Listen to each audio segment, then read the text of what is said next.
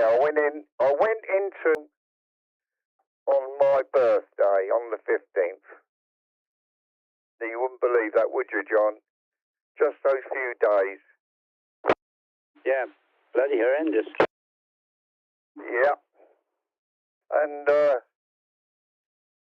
yeah. But on the way home, I had to sit there, and they gave me a special cushion. On how to stop a sneeze, because I get fits of sneezing, where I sneeze about 5 times, and sometimes it's bloody aggravating. So go for it. How do I do it?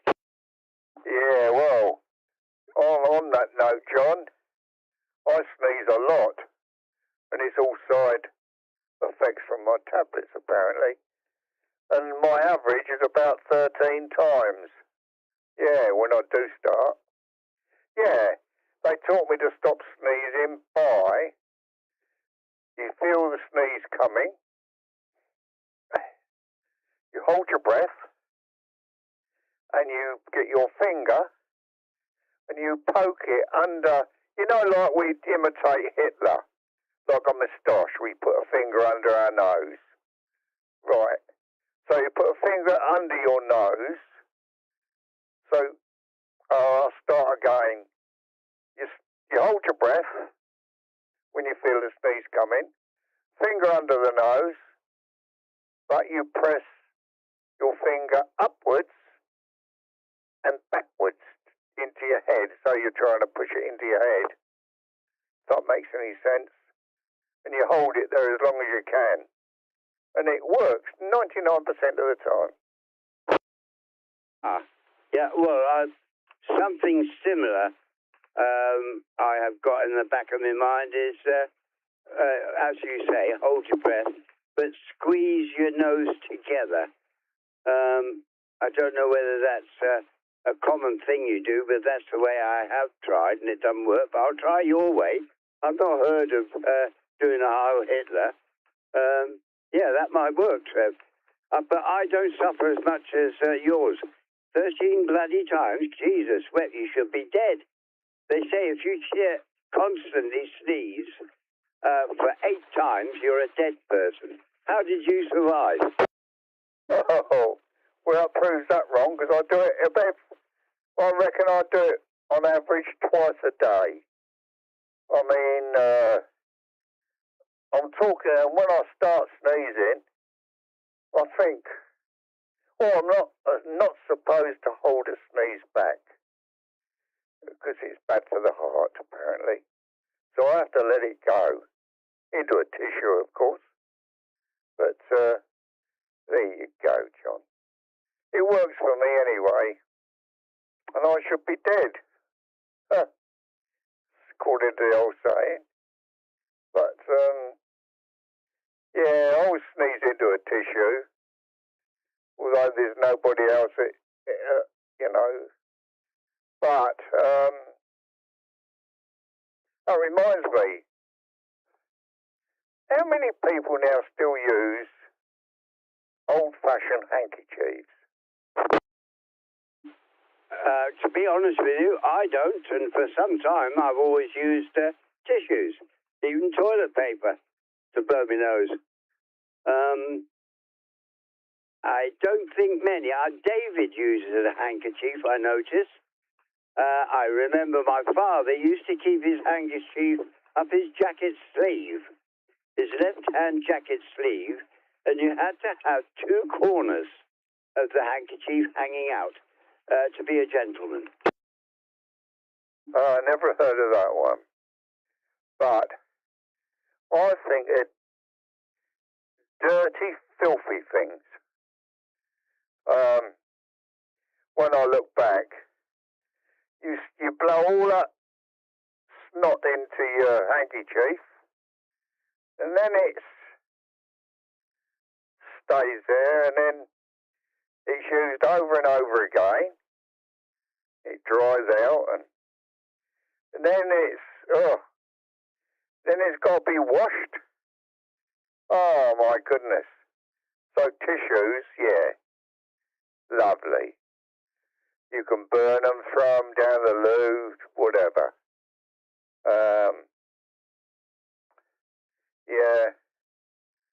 So, what was the other thing? Oh, John, and do you remember? Now, these are the real old days, mate. You probably experienced it. When you had all the toilets in those days, in the old days, were outside. Most of them anyway, so I recollect. And wherever you went to use someone's toilet, there was always a piece of wire, bent wire on the wall, with squares of newspaper. I remember it well, Trevor. And I remember my, at that time, mother-in-law. She had an outside toilet in Bury St Edmunds. And on the wall was a lump of wire. Oh, no, a lump of white sisal string. And through the little squares of newspaper with a hole in them, all threaded on, neatly hanging on the wall. Remember it very, very well. And remember her sitting on occasion with a few newspapers on the table, and she's cutting out these little squares. I remember that avidly. Oh dear, yeah. The good old days. I don't think. That was not a good time. Using blooming newspaper to wipe your bottom. Oh my goodness, no. And there was nowhere to wash your hands afterwards. At least in most of the ones I went in. Oh, hygiene was out the window, mate. Yeah, you had to go back to the kitchen sink to wash your hands before you could do anything else.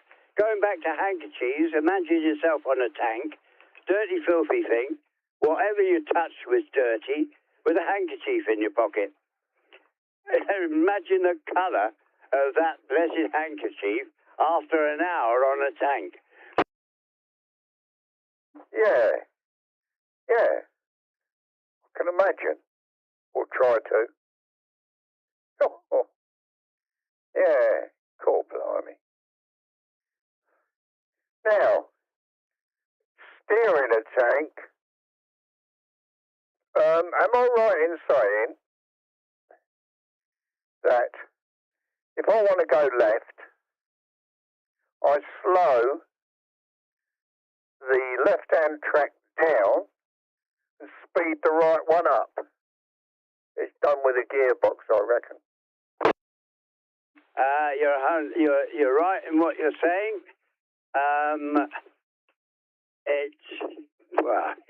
How can I say? Right, you're in the driver, you've got a tiller on your left side, you've got a tiller on your right side, and on the Centurion you've got your gear lever in the middle. If you want to go left, you pull the left stick, it brakes the left brake drum and stops that track. The other one continues going at the ratio lost on the left, transferred to the right. It doesn't speed it up a great deal. That happens both sides. If you don't have the tank in gear when you pull the stick, it turns on a sixpence. The tracks, obviously the one that the pivot track stays still in the same spot. The right track drives the tank round and it goes round in a nice circle. You can do that forever. Well, I'm blowed. Hey. Well, you live and learn. Something else I've learned. And it's called a neutral turn. Neutral turn. All right, yeah. Cool. So you live and learn, John. It's like you telling me something about your car. You're acquainted with your car. I'm not. So I know 3 FA about your blooming car. you can give me all the knowledge so I get to go know something. It's the same with tanks, you know. There's not many people know what's going in there because half of it is secret anyway. You know, when we did shows on the road, when they got in the tank in the gunner's seat, you had to stop them looking through the gunner's sight because it was still on the secrets list. Well, blowed. Yeah. And guess what? I was telling you something earlier, and then I mentioned about the lady I was with and she died. It's just come back to me why I mentioned her. Go for it. Well, she, without going into details, she had a little tiny bit of money she came into. Only a little bit. She always wanted a boat.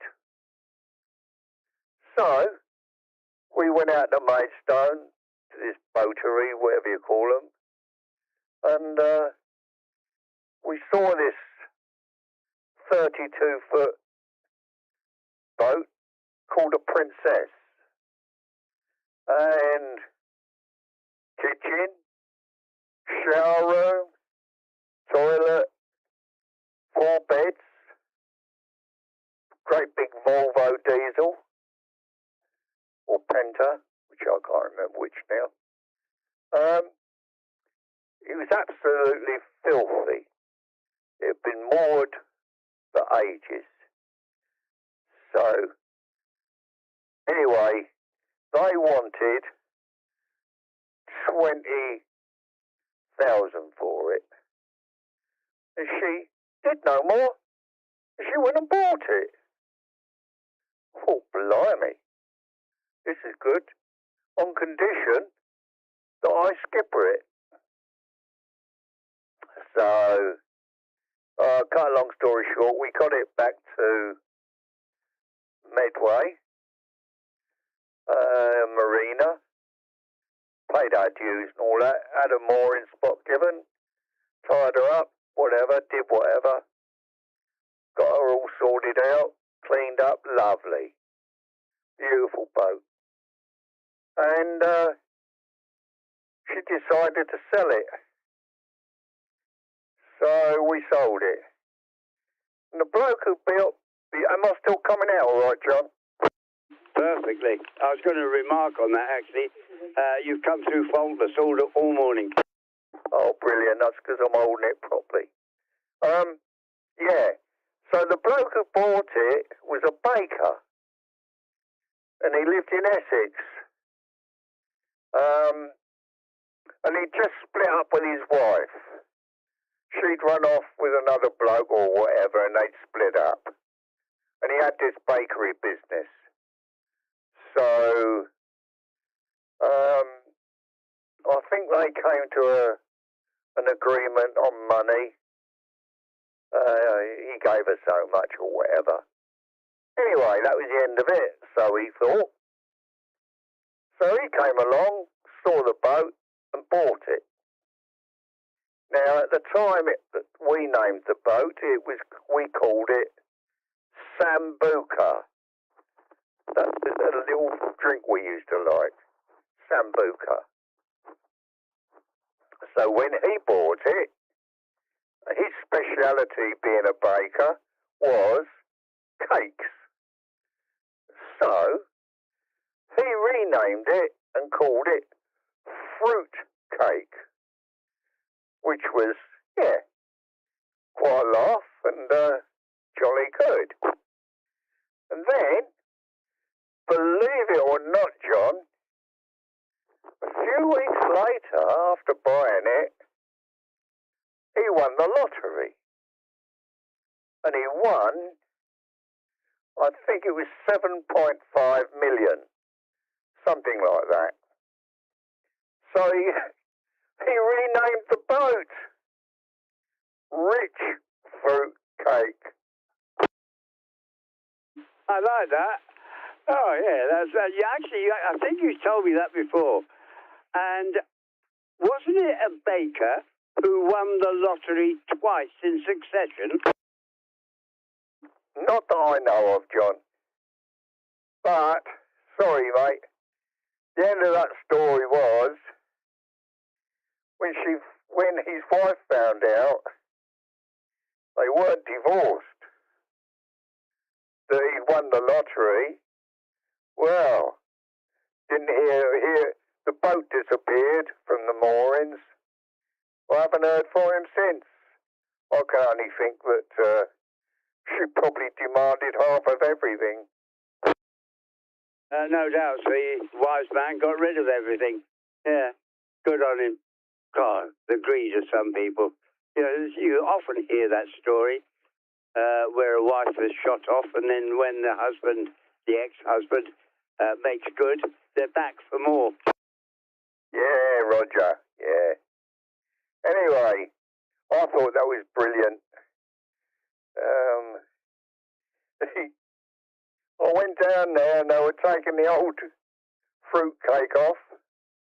And I said to him, "What are you calling it now then?" He said. That's where I got the story from. Told me about the lottery win and all that. He said, "So I'm renaming it Rich Fruit Cake." And I thought, oh, that's good. Bloody brilliant. He had a good sense of humour, that's for sure. Oh, yeah. Yeah. Oh, well, good old days they were. So, what I told you all, I don't know, but there you go. We've all got our little stories, haven't we, John? Yeah. The Princess, I always remember as a damn nice boat. It really was. So that dirty, filthy thing you bought was basically a bargain, Trevor. But when you say it's dirty, filthy, was that just dirt, or or did it include lack of maintenance? Is the first question. Second one, was it inboard or outboard? First question, it was all dirt on the outside. It came off lovely. We were washing up liquid or whatever. Came up like brand spanking new. And engine was inboard. It used to have twin diesels, but it had been converted over to one great big Volvo. I think it was a Volvo anyway. And, yeah, lovely boat it was. Yeah, mine had a Volvo inboard. And mine was quite a nice boat. I wouldn't say it's as luxurious as the Princess, but it had everything. It even had a shower room and all that sort of rubbish. Only thing was, no, and it was called Wave Rider. Wave Rider. I like that name, and when I sold it, the bloke bloody changed the name. I thought, how stupid is that? Wave Rider I thought it was a beautiful name. Very good. Yeah. Very good. So what did he call it, John? I don't know. It's just that where I used to keep it at East Farley. Funny enough, when I was taking it out from my mooring, I forgot there was some mooring rails, you know, to get the boats out of the water. And I forgot about the railings that, the drive rails. And then I put a big hole in my bottom because it cracked the bottom end trying to get the propeller over the rails. Oh, and I'd forgotten about it. Oh, dear. So I went up river, got back, and I thought, Christ, it's low in the water. I looked at the engine compartment, it was bloody full of water. Oh, my goodness. Oh, dear. Oh. Anyway, I used to have my own little boats. One of them I had with an H. One of the ones I had, John, had one little room on the front just for one person. It was on a trailer. It was about 15 foot, I suppose. I used to use it for fishing. but I named that Spur Lash. Cool. Yeah, that's a fascinating name. That gives it, yeah, that sort of gives it a feeling of authority, doesn't it? Well, the thing is, where I put it, I had it hand painted on, and you wouldn't know. It's brilliant. It was near the anchor. Spur Lash. So I got the idea, when you throw the anchor in, it goes splash. So that's what I called it. And my second one was, I bought a open top wooden boat. That was about 15 foot. I used to use that for fishing. And it was Norwegian. And it was based on the same shape as the old Norwegian longboats. Got rid of that. And then I got another one, a plastic one, about 12, 13 foot long. And I loved that one. I called that one Popeye.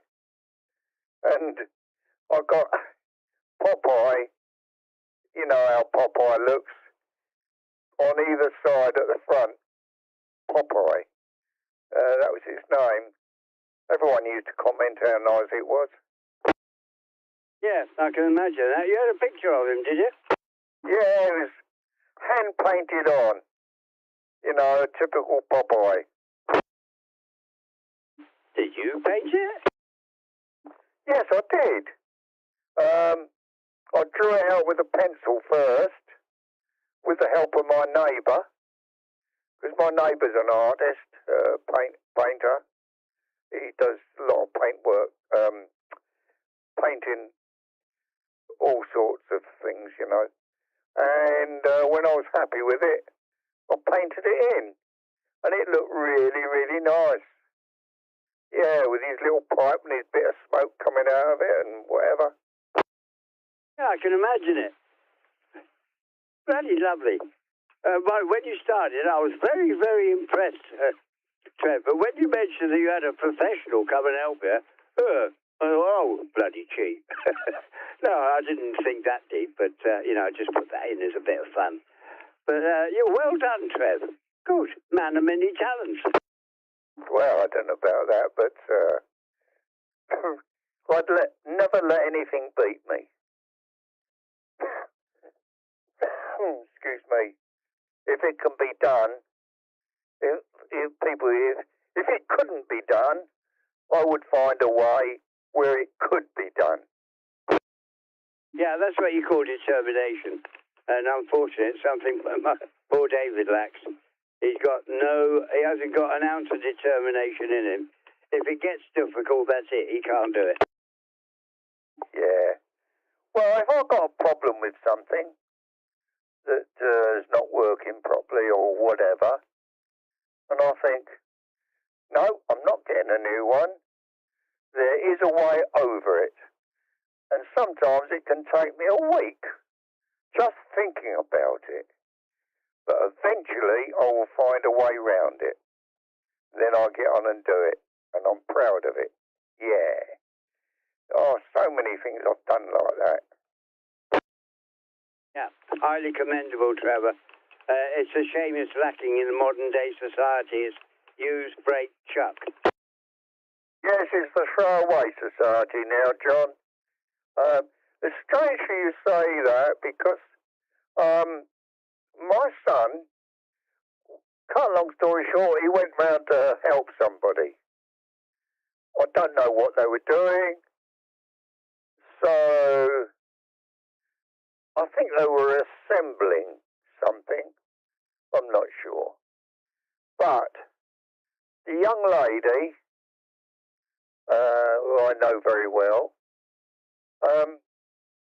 her boyfriend was with her, and my son, and they were doing whatever they were doing together.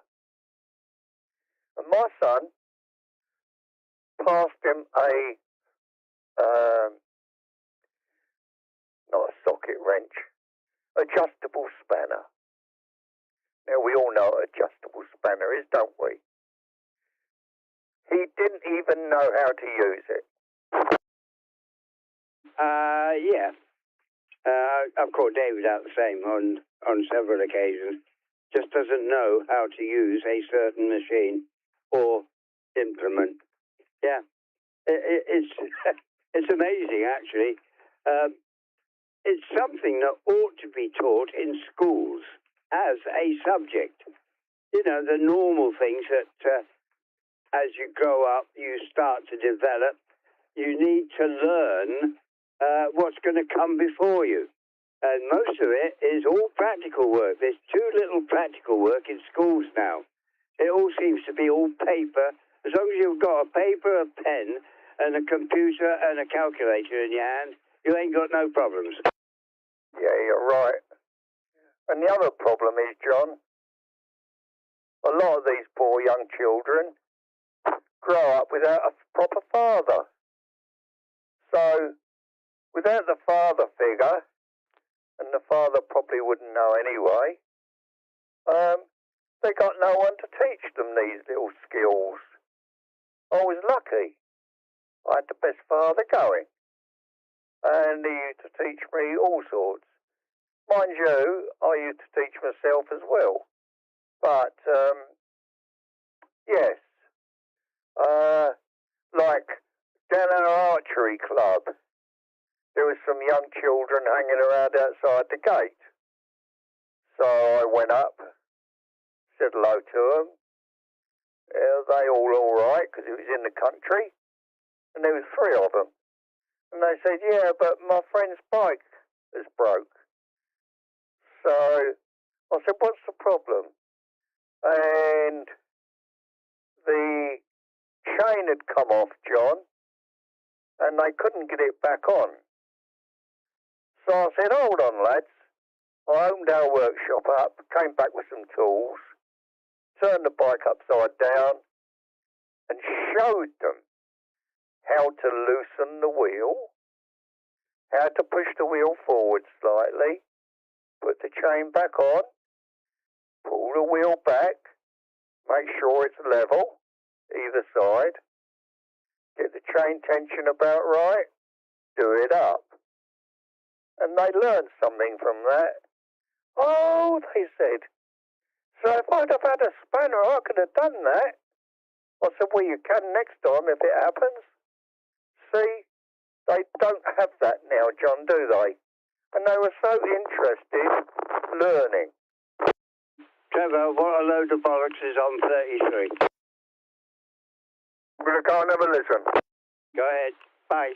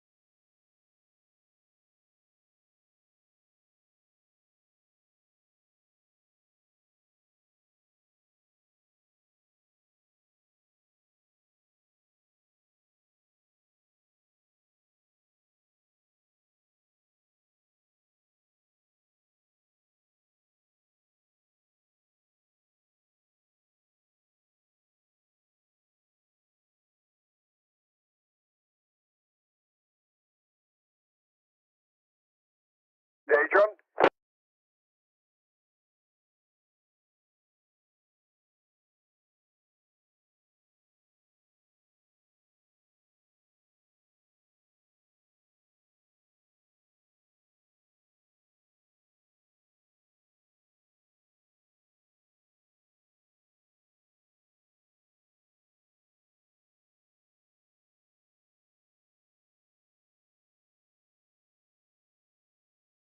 John?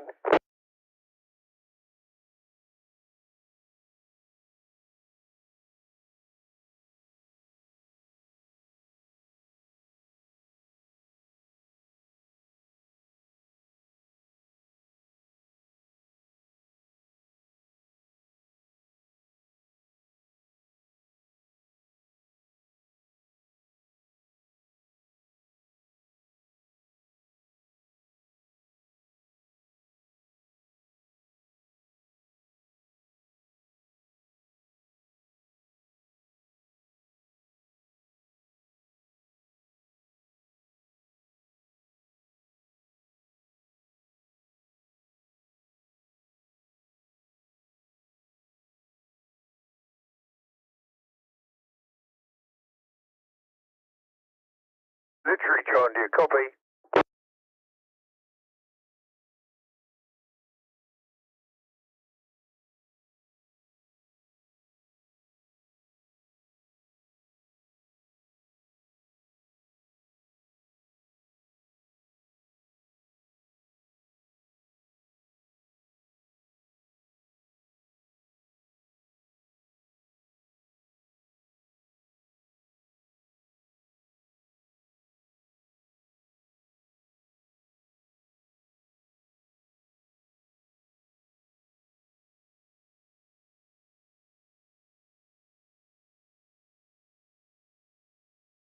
Trevor, you got your ears on, come back.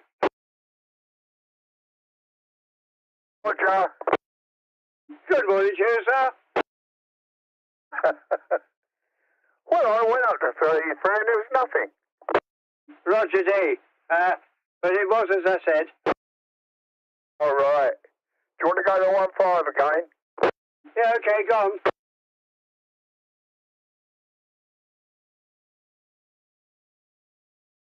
Hello, old chap. Yeah. What was it then? Or better not say, perhaps. No, Keith always does it. He comes on, he just says, look, what a load of bollocks. He does it on 19 as well as 33. You know, we're a bit worried about him. I don't think there's anything to be concerned about. Keith is Keith, and Keith does what he wants to do, sod everybody else. Never used to be like that. No. Oh, well. There you go. Each to their own, I suppose, John. So, you got anything planned today?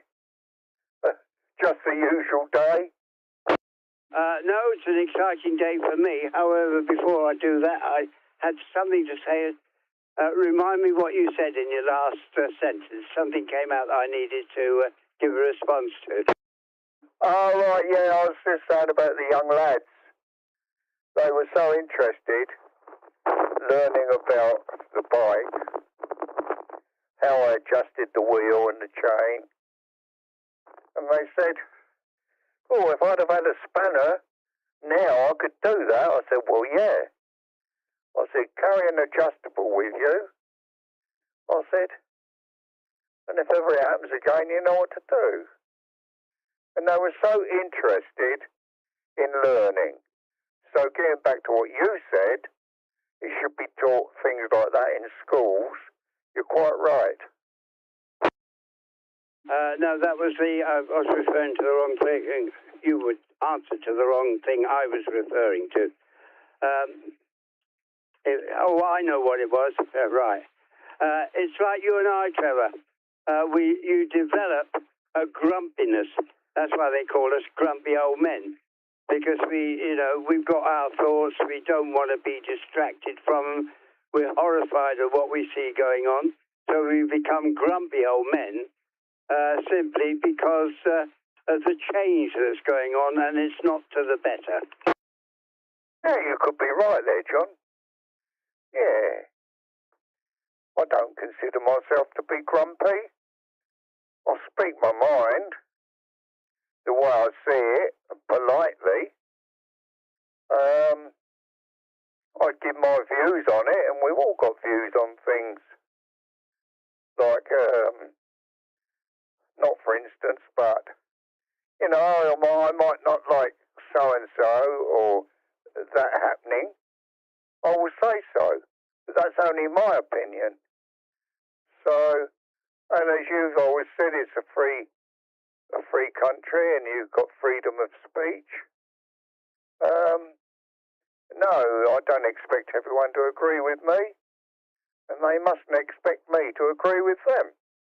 That's the way I look at it anyway. Exactly, Trevor. Unfortunately, they should agree with me when I'm in the right, and I will always agree with you when you're in the right. However, we do have different opinions, and we should accept alternative opinions. Not say do it my way because I'm right. It should be, let's see if we can adapt to that and see if it works for me. That's how I consider it to be. Yeah, Roger. Yeah, if someone disagrees with what I say and they give their opinion, I don't take it nastily. I think to myself, interesting. And I sort of have a think on it, John, to see where their brain is going. And 9 out of 10 times you can see their point of view if you bother to try and think of it. You can see where they're coming from. And 9 out of 10 times they've raised a good point that you, no, not meaning you, John, but me, have overlooked. You know, you thought, yeah, I didn't think of it that way. So it just shows you, doesn't it, how wrong we can all be. But yes, I always look for the good in people. And like I say, John, everybody's got faults, me included, and I've got some of the worst. But I've got good points as well. So of all the people we point fingers at, they've all got good points as well.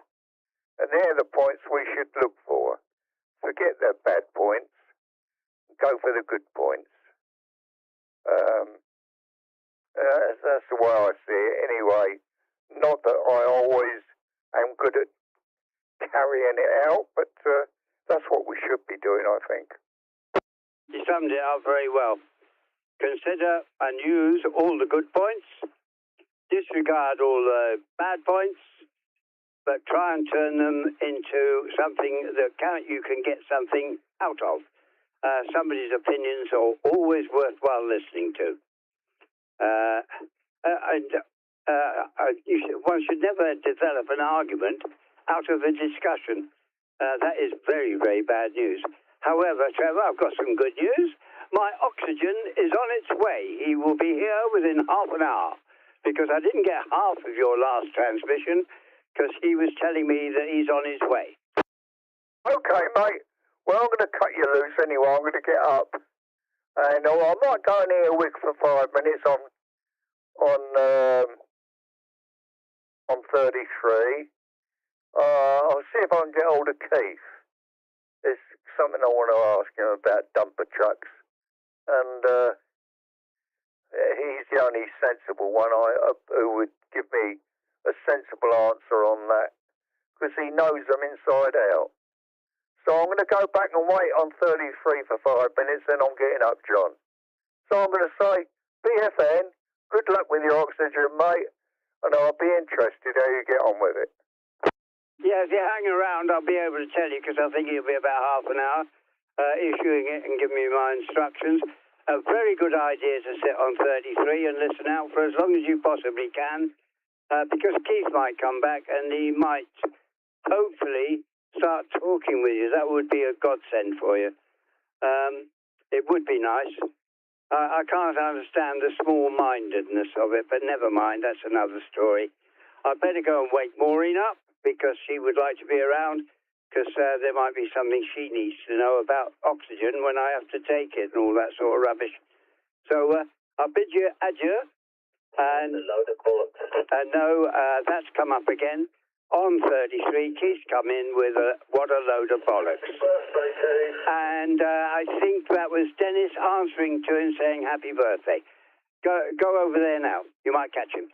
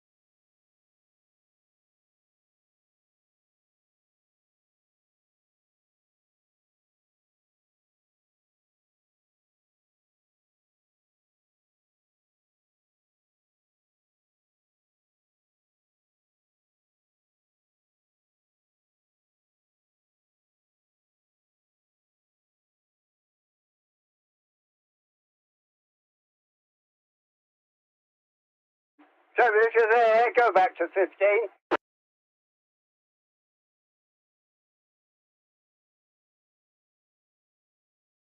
Copy. Copy, copy. Yes, I just thought of something. I think Keith might be listening to us on 15, sitting on 33, listening to our conversation, and then when he gets fed up with the conversation, comes back on 33 with what a load of bollocks, to let me know that he's earwigging, and to let us know that we're sounding like a couple of old farts. And then when you go and try and get him on 33, he goes into silence because he doesn't want to talk. He just wants to listen, an earwig, rather than communicate with anybody. Because somebody came back with a happy birthday, Keith, to which he did not respond. He knows that I have two frequencies running at the same time. So he knows I'm listening with one ear, which to one conversation, and with the other ear to another conversation. I just like to know who it's about, that's all. Cheers for that, John. I'll go back on 33. And I don't know why he don't want to talk to me. I really don't. Because he took exception to our thoughts on swearing on the airwaves. That's all it is. And it was Brian who blew it out of all bloody sight. You know, he just took it way beyond what we were talking about. So it might be worth sitting there. He might come to his senses. He might have the courage, because I think that's what's lacking, to actually talk to you.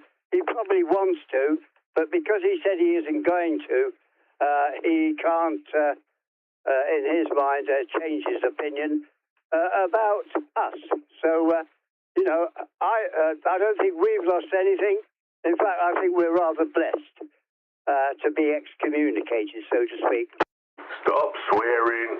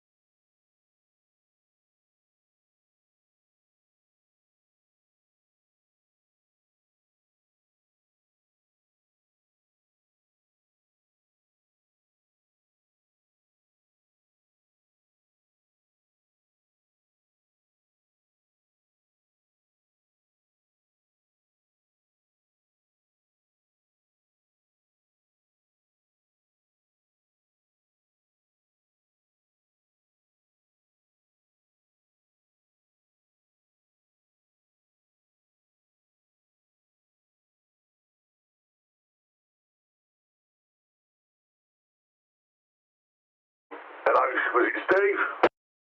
Oh, Brian. Hello. I just had a nice old find this morning. Go on in. I was having a little ride around. The lady stops me and says, I've got a telly in my shed. I go, yeah, all right, I'll come and have a look. So I picked it up anyway. It's a Series 7 LOD TV. LED, sorry. Samsung TV. Ah, that sounds like a find. It's got Media 20, Intel Internet TV, DLNA, whatever that means, USB, I know that.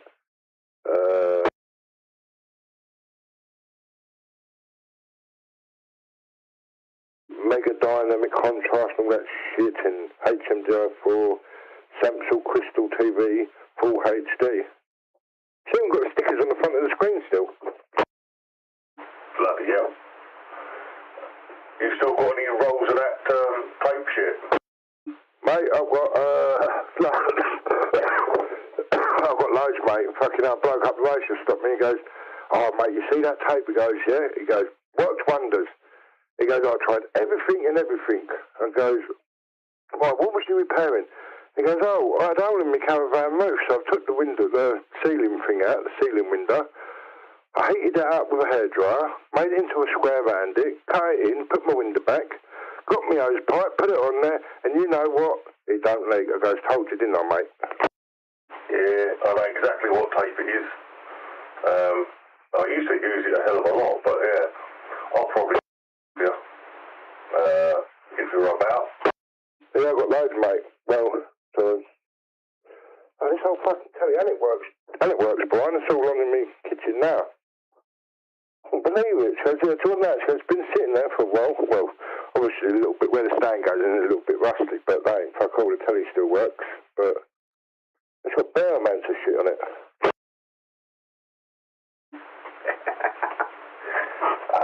See, yeah, tellies is one thing I definitely ain't bloody short of. I say, I've got about 10 here that I need to get shot of. Well, if they don't work, then, well, I just put them out in front. The scrap man takes them, doesn't he? And they take them through all the fucking shit inside of them. But, yeah, I've got a few reels of that tape left. So, yeah, I've got a few reels. Actually, I think what I've got in there now is the last of what I've got. Might be worth, before you put them out for the scrap man, to have a look at Curry's. They were buying, as long as the screen's okay, TVs for a tenner each. Oh, fucking hell.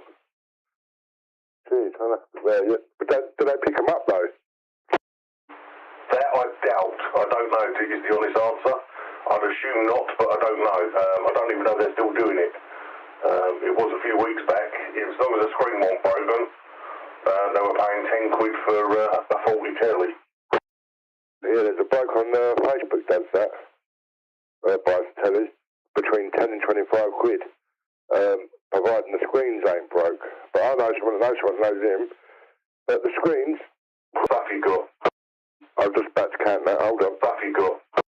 I'm just about to count that, hold on.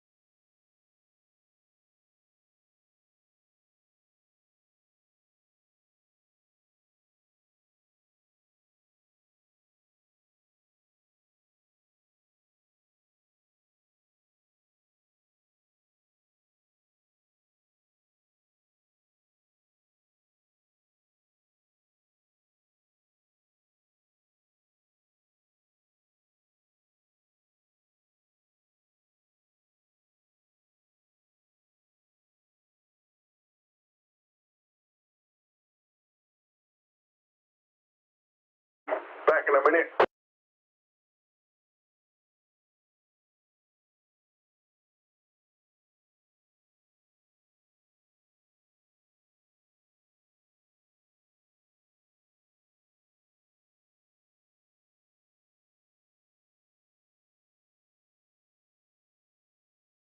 Well, if you're listening, there's 24 rolls left, and that's the last of it.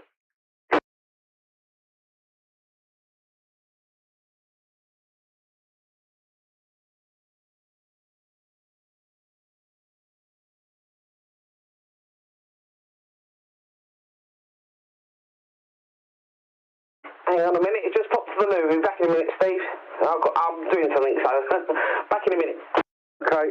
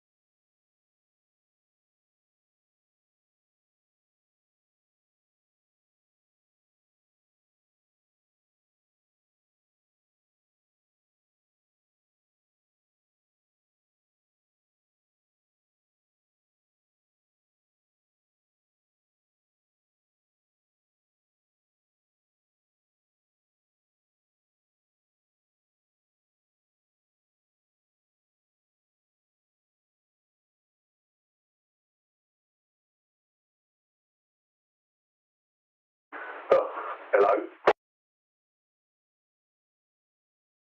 Hello? Ah, everything's sorted. Right. So, you just told me you got like 20 odd left.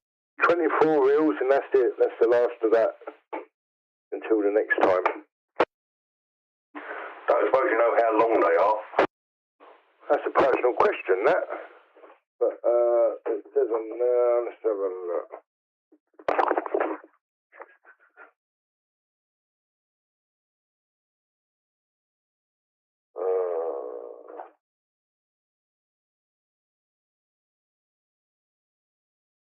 Well, don't actually say. Width of it? I think they do it in like a 6-inch version, and they do, I don't know, it's 30 centimetres or whatever it is.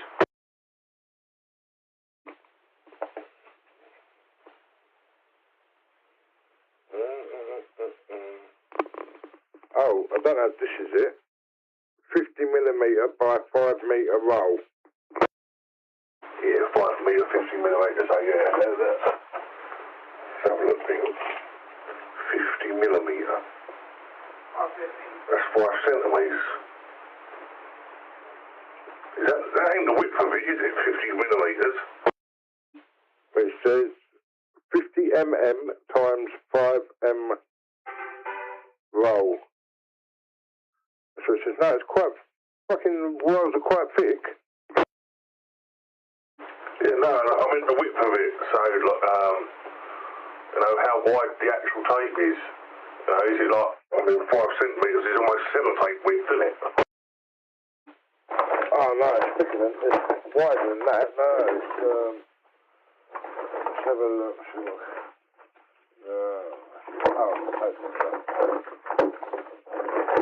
No other tape measure somewhere. Let's have a look.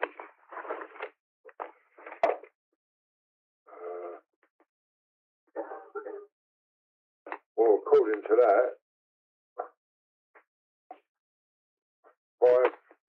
according to that, just over 5 centimetres.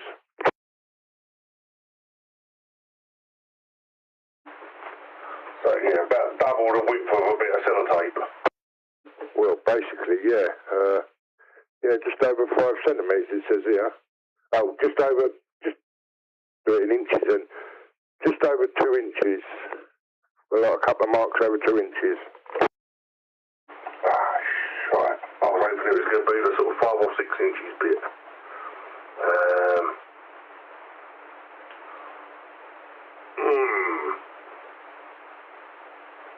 Hang on.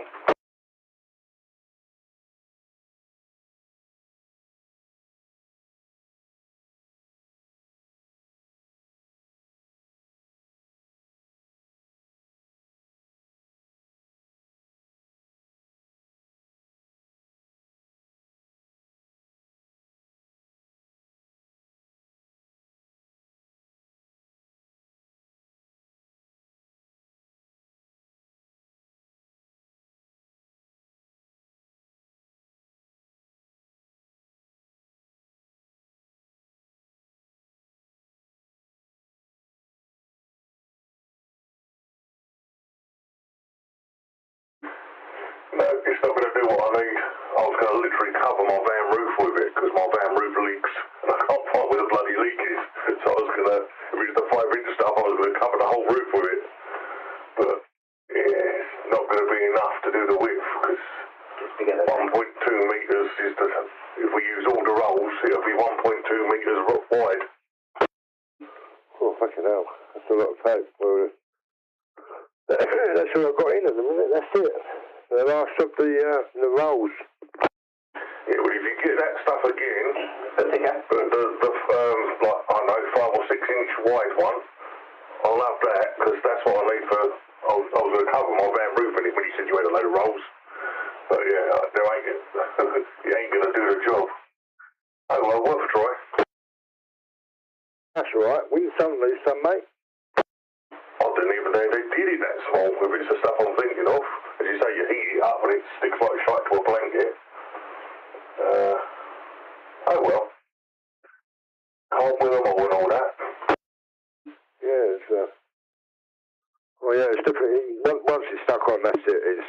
It's stuck there.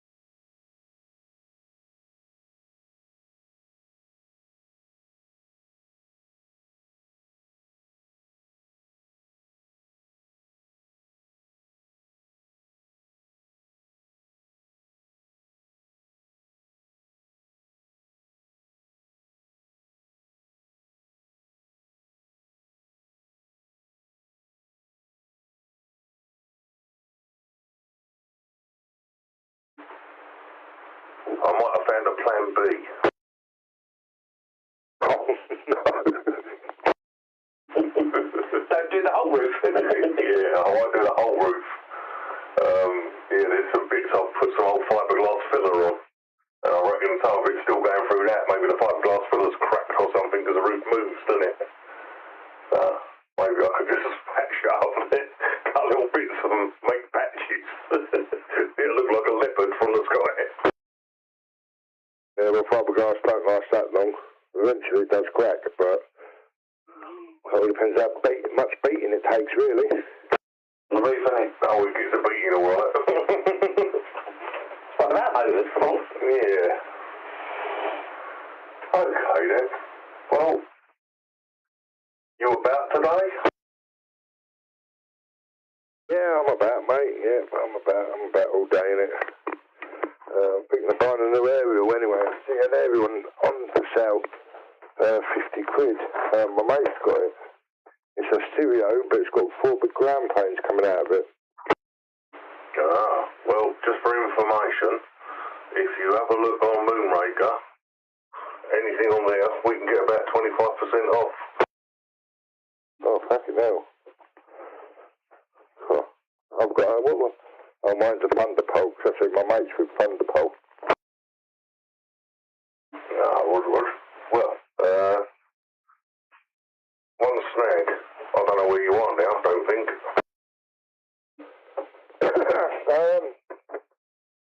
Alright, well, I don't want to say too much on here. Let me think of this, how can I work this out? Fucking hell. Just trying to think who you might have known down here. You must. Fuck it. I can't think of. Right, you know, DR Tesco's, if you can click onto that. Yeah, that's what I just said. That's what Karen just said. I mean, I can give you our works number if you like. That's like public knowledge. Where's my phone?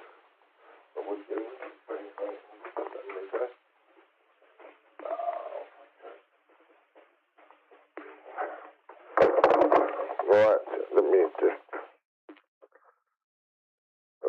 phone keypad, yep. 079 079 41 327 033. 079 41 327 033. Correct. That would have been me. They didn't even ring this in, but it came up. Well, you know, I have to take me credit, mate. I take it you don't get whatever unlimited shit. Oh, yeah, okay, yeah, I was just fucking about. I do get all that shit, but, you know, right, let's have a look. Close it down, put that on there. know the road, so I'll just send you that, so you know you're all right.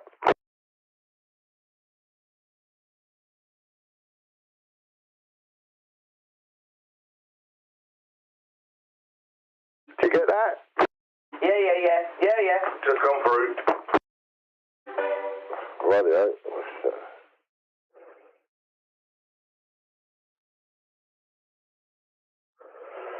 Well, you know the road, so, yeah. You know what road I'm in, so you must.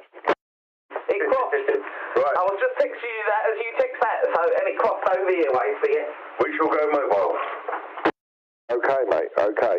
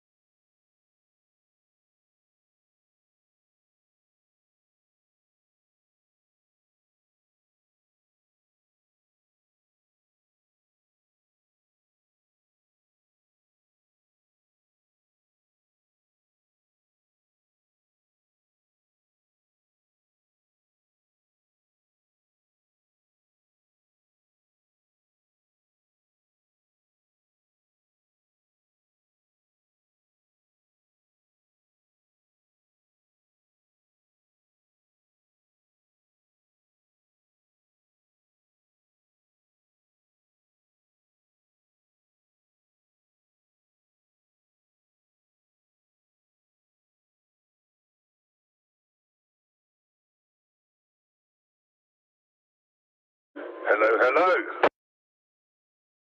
Greetings, Satkat. Oh, It's cold around here. it's a bit chilly around here. Fucking 7.5, bloody hell. Yeah, it's fucking cold out there this morning. I thought it was going to be like yesterday. Obviously. Hey, Bobby, come. Fucking hell, no, it's cold. Because you're in the car. You're telling me. I looked out, I thought, oh, another day like yesterday. Should have looked at me little thermometer thing. It's bloody freezing. Oh dear, I think I'm going to make myself a nice cup of coffee now, I think. No, not quite getting that. I don't know if it's your low audio or whether it's just because we're in the wrong place. Oh no, this rig keeps playing up. 1 minute the power state is there alright, and all of a sudden it goes woo, die out, and then the modulation will be alright, and then woo, it die out. It will die out one day permanently.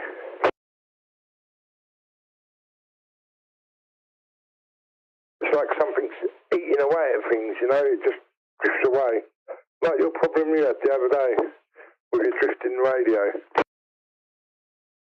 Oh, that's what I could have done. Could have done an amp or something. You what, mate?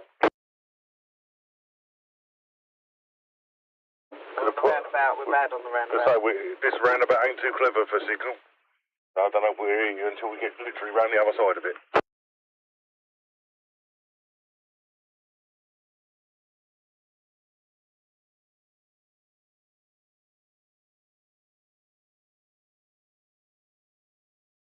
Brian? Yes. Hello? By the way, it's not my birthday. Not yet.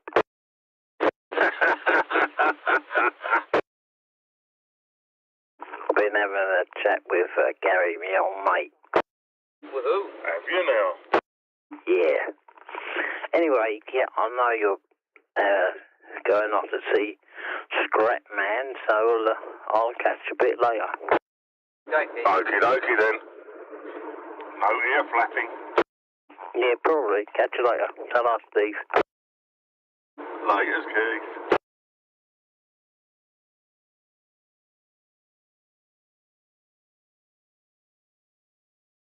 Sorry, mate, I was just on the phone. Not a problem. So Keith just come on and said hello and goodbye. Sorry, mate, I didn't hear him. I was in the other room on the phone, but if you're there, Keith, good morning, mate.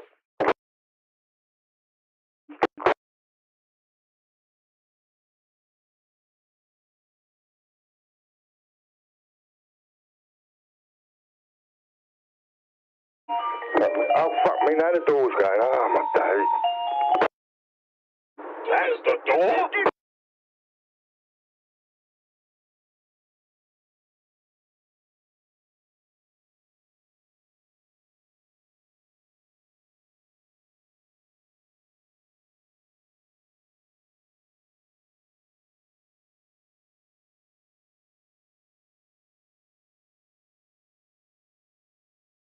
Oh, dear, dear. So you've been doing your old machine lately? Machine? Hey, what? What machine? What? The wire machine. Been using that lately? Oh. No, I've got a bloody 2-3 basket loads of it I've got to do. It's one of them tomorrow jobs I keep saying I'm going to do.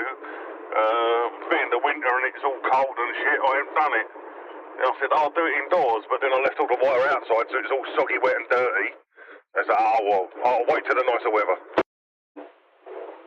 Have you got the one that goes on the drill? Yeah, got exactly the one you told me to get. Yeah, I've got a new one now. You wait till you see it. Oh, mate, it's fucking nuts. Oh, you came to buy another one. He's already bought that one. Nearly burnt the drill out the first time I've done so much. I did. First time I'd done it, I was using a Makita drill, and I put it on there, and I put elastic band, man, so it constantly kept running. I thought, yeah, I'll put this bit of wire. Put this bit of wire, the drill went, it jammed, and next minute now, there's all smoke coming out of it, the fucking battery started melting on me. I thought, oh dear. Too thick a wire. We did do a fair amount. We did a load for James and all, because he'd doing some work and he'd saved up a load. So we done a deal with James. We stripped it all and we did a deal with the profits. So the one I've got now, I can just sit back, relax and feed it through, mate. Keep going, keep going. So I might be looking for a new wire stripper. Oh, God. You cost me money. It's alright. It's alright. Because you can just, I do everything for it. All the, even speaker wire. I found out how to do the speaker wire now as well. Yeah, I must admit, flexed. The one I've got does flex, but it's not very nice. You end up with bits of copper stuck in your fingers. That hurts. That's because you're going too deep on the wire. Yeah, I know the theory behind it. But it's very, like, fractional, isn't it? You've got to get just right with that one. Otherwise it either splinters or doesn't do it at all. I had that fucking last year. I was doing it and fucking bit of that copper shot off, got me straight in the side of the eye, it's stuck in the side of my eye. Oh, fuck me, that God, mate, that hurt. I pulled it out. But, yeah, the way around it, see that little wheel in the middle? So what they don't tell you this, I YouTubed it. What they don't tell you is set at one cut, like it just, but what I done, I was watching a thing on YouTube. Run the machine, lower that thing down, put a bit of sandpaper and thin the wheel down a bit, so it's thinner than what it come as. Alright, maybe. I ain't thought of that. I say, I only used it, well, I say twice, but it was nearly all day we used it. And if the wire wraps around the wheel, them two things in the middle, they tend to come apart. and get a little groove in there. Once they got a little groove in there, that's when the thinner wire gets hooked onto that and wraps itself around it. I've not had that before. It sometimes jumps to one side of it. I've had a few times where I haven't put the centre one down enough. But yeah, I ain't had it wrap it round it yet. It jumps aside, the two big wheels, get a bit of sandpaper, rough sandpaper. Obviously, bring that cutter up first before you put your hand near it. Get a bit of rough sandpaper and rub it on the wheels, because what happens, over time, the wire just wears it nice smooth. So basically, when it's going on there, it's just like fucking, well, basically skating on ice. It'll go on and just slide up. So when you get a bit of rough sandpaper, it's got that grip. I use the wire brush on mine, and it's perfect still. Morning, Keith. Eyeball.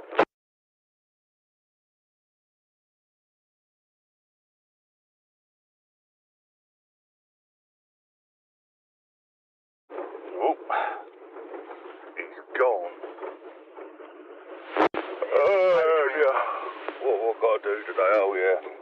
Got to sort out a snapped-off bolt in a head of a car. My son was doing a tap and die set, and he snapped the tap off in the bloody hole. That's not good. No, because it's cast aluminium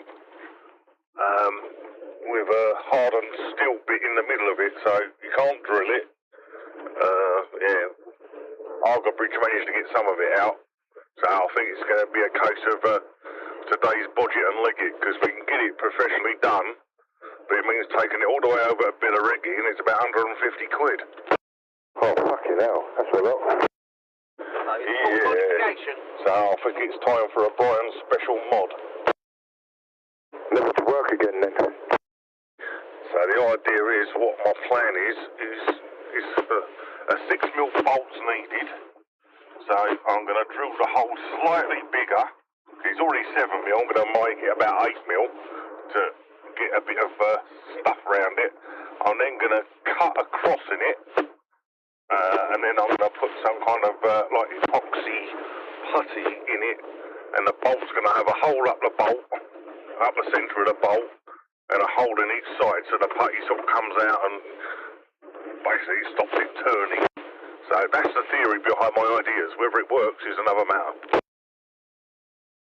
You won't know till you try it, mate. 150 quid or a budget and leg it. The budget and leg it wins. Yeah, definitely. The other way is to cut with an angle grinder up the centre of the bolt, so it's like one of an old-fashioned clothes peg. So then all the guns will sit in the groove. Yeah, again, it will stop it turning, but it's got to be done and dusted quite quickly because that stuff goes off pretty rapidly. So I've got to get it in there set and then put the sensor that it holds on and let it dry like that so it dries in the right position. Well, that's a bit of a job, that, I'd say. Well, that's today's job, so it'll either be a new head, and they're 500 odd quid, because we priced them up yesterday just to see all the costs. The stupid bit is, the little bit that's got snapped off is an extra bit that bolts on the head, but they don't sell it as an extra, it's sold as a whole head. I said, but it's got 3 bolts that hold this bit on and a gasket, why is it not separate? Because it's sold as a whole unit. Ah, that's a fucking way that is. So does the bolt actually come through and go out the bottom of it? No, that's the problem. It goes part of the way in, and then the cam's the other side of it. So if you drill right through, you've got the moving part of the cam. So you can't put anything right through it, because that was the other idea, drill right through. And then you can put a nut on the end of it or something, but no, can't do that either. It's literally got to be done where it is. And I can't drill right through because it's got the hardened steel bit wedged in it. Oh, for fuck's sake. These amateurs. It's his first time at a tap and drill set. He's never used a tap and drill set I before. don't think he'll want to use it again either. I wouldn't mind, but he's actually a qualified mechanic. Yeah, we all make mistakes, didn't we? Yeah. Oh, They've yes. got all the right tools, though, haven't they? When they teach them, they've got all the tools that they need, so they don't know how to make the tool that they need, and everything comes out, and it all comes out nice and neatly, whereas if it's been there a while, it gets stuck, doesn't it? That's the problem with the modern way of teaching. So when I went to college, school and all that crap, it was, you spent one day in a classroom being bored senseless, and then 4 days actually doing the job with someone who was qualified and knew what they were doing. Nowadays, you spend all the time in college and never actually doing the job, so you know all the theory, but never actually done it, you don't know the tricks. You know what, I think that, what you want about, you know, I think I found one of them a couple of months ago. It's like a fucking suitcase. Had all different bits in it, like drill bits, and had all like threads on them, and then you had like a handle thing with like a clover leaf in the middle. Oh, there was loads of them in this box, all different sizes and that. Yeah, it sounds like a tap and die set to me. The problem is a lot of the, especially the cheaper ones, they're all, what is it? What's not metric? It's not millimetres, it's all imperial, that 5/16 crap, and I ain't got a clue with that. Well, I suppose as long as it goes in and does the job, then, well, fetch your box your uncle. Yeah, it's getting the bolts, so anything in millimetres you can get anywhere. When you have to start going for like 5/16 for this, that and the other, you tend to have to go to specialist places or make one. Yeah, that's the problem, mate. Yeah, you start talking the word specialist, and then it starts costing. Right, 2 secs, mate. Someone's ringing me phone. Hold on, mate.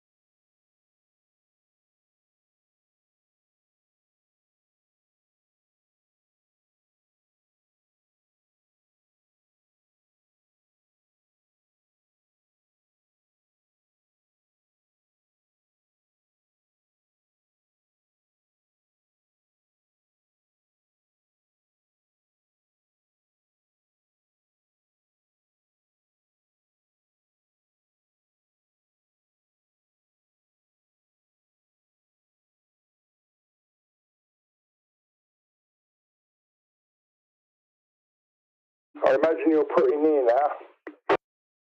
Stuck in traffic, I'm assuming there's roadworks or something.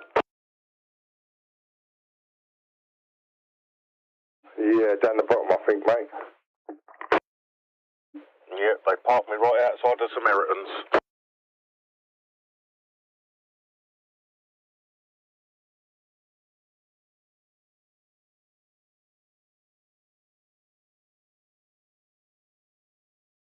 Yep, definitely roadworks. I can see the traffic light now. Fucking roadworks. Piss you off.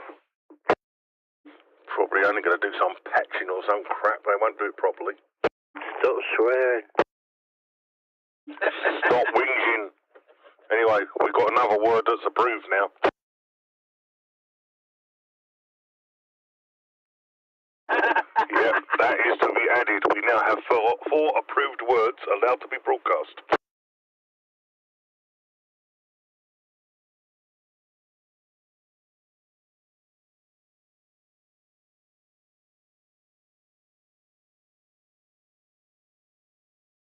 And anyway, who asked what's keeping your ears apart?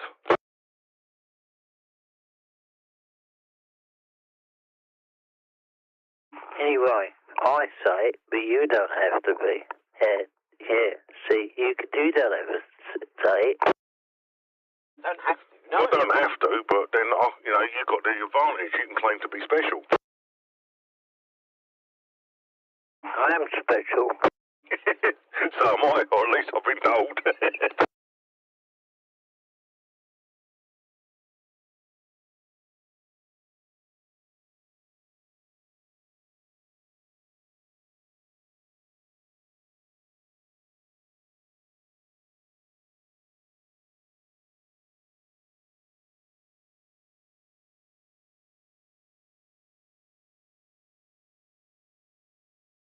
Can we say the word prick?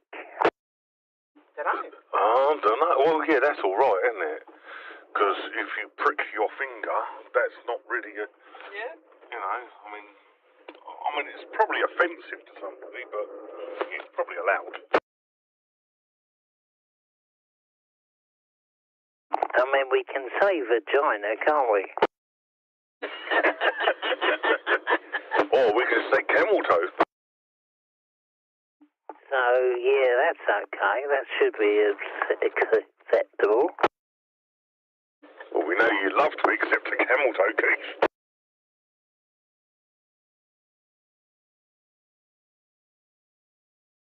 No, I'll pass on that one, thank you. I reckon Peter pick you up and go over that caravan of sharing. Caravan of love. No, it'll be slavery. Sex slavery. Fuck me, put me in for a week then. Oh my God. Just seen one of them. You remember that? Them little, like dog things that all stack inside one another. I've just seen one walking down the road. Well, there are some weirdos on this road. Are you included in that or out of the calculation? Excluding myself, thank you very much. You know we've met you before, don't you? Well, you know, I was alright until you rubbed off on me. The man that used to borrow the tellies, well, bad influence. Story of my life. My mother told me that. Since I was born, I reckon I'm a bad influence on people.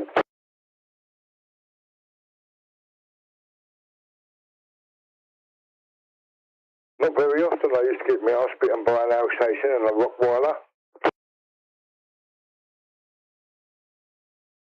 We are next to the aforementioned place you said earlier. It's got bars out the front, if you know what I mean. That's not to keep me in either.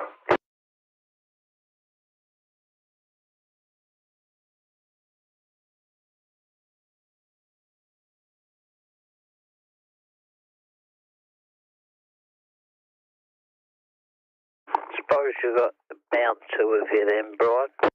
Hey, what, sorry? I see you. Suppose you got the bouncer with you. Yeah, gotta make sure she's my protector.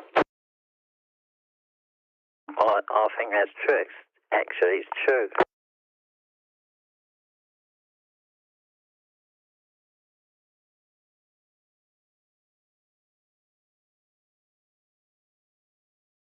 Morning, folks. Stuart here. How is everybody? Hello, Stuart, and goodbye, Stuart, for a bit. We're just disappearing because we've got the destiny. Fair enough. I'll speak to you later.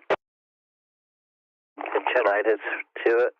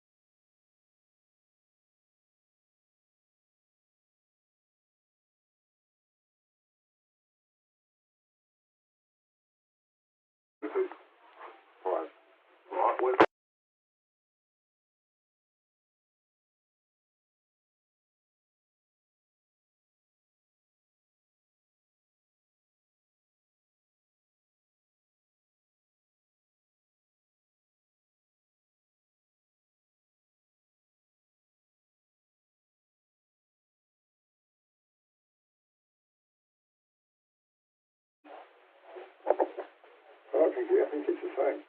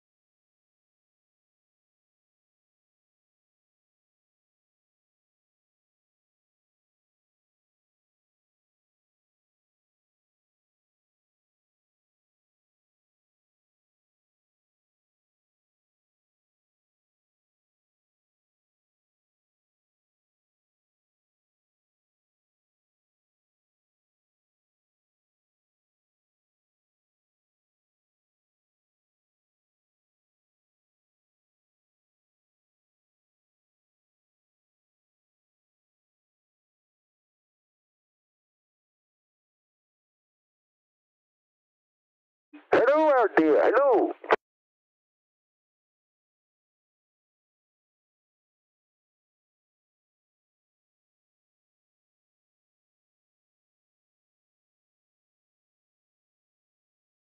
Morning, Scrapman.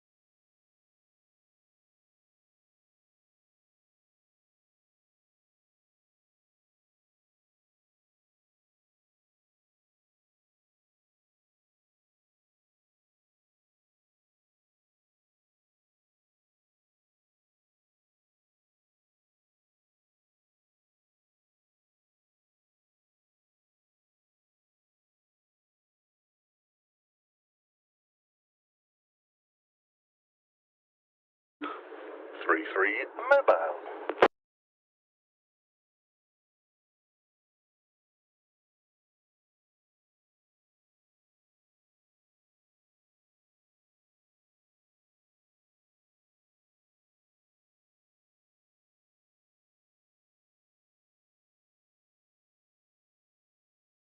Mr. Stewart, you still about?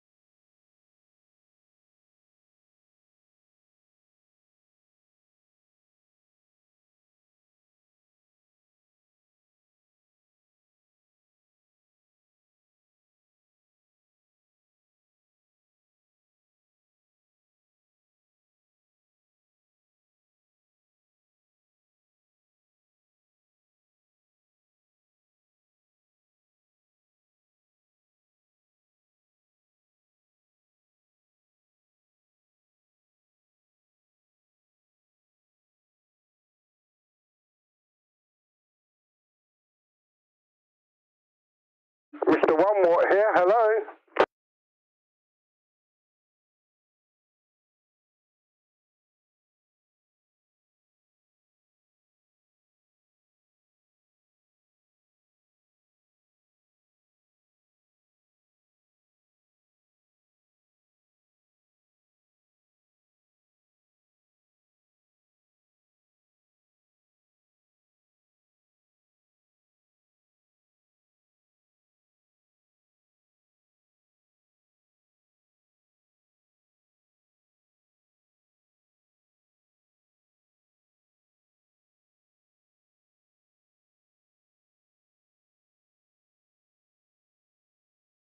Anybody out there?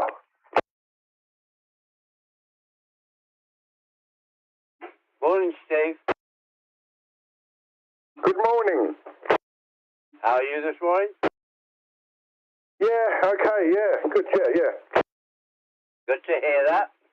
How's the grandchildren? Yeah, they're alright. They're doing cushy, mate. Brilliant. I missed you yesterday. Did you call? No, I forgot to come up, mate. I had so much on yesterday. I was just like flat out and time and thing. Well, it was darkness, so. But I will make a point at some point today, mate. Oh, there's no emergency, Steve. As and when.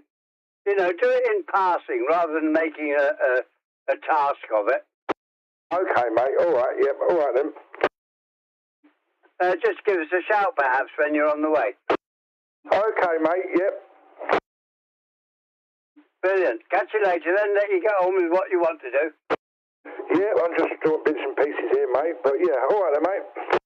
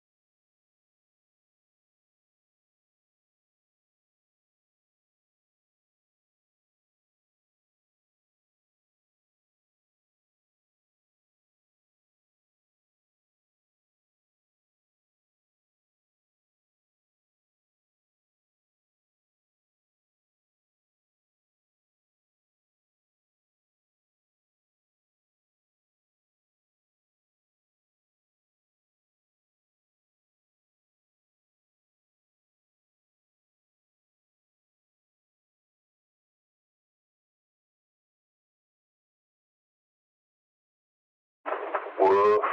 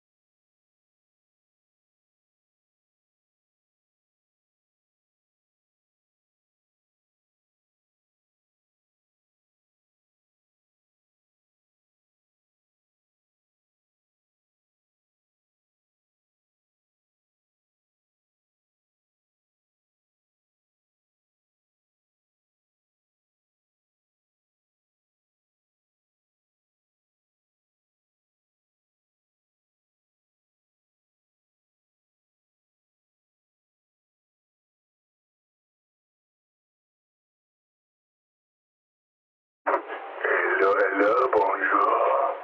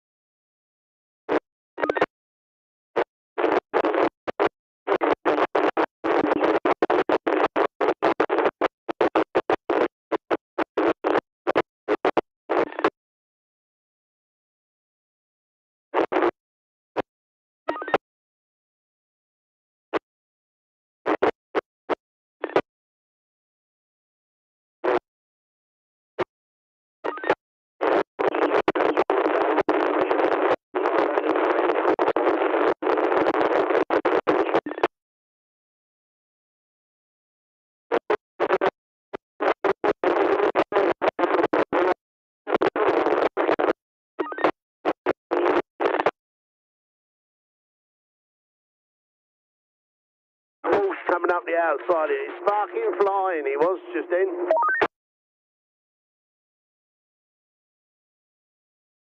I can still see the smoke, Gal. Fucking hell. Oh, yeah.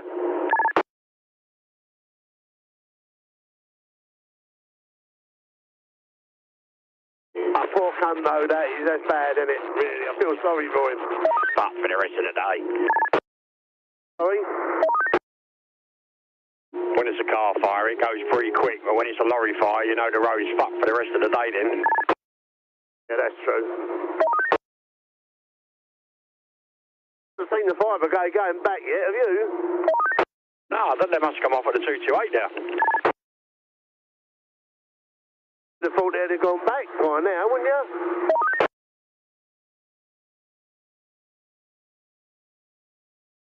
Is that first entry they'll drop it down, Gal, or is it the next one? Just before the first gantry. Now, before the first gantry, you said, yeah? Yeah, just before it. You're doing 55 at the moment, so do it now? Can you see me? Yeah, I can see you, yeah. I'm doing mine now to make a sort of marker where it was, just before this gantry here. That's.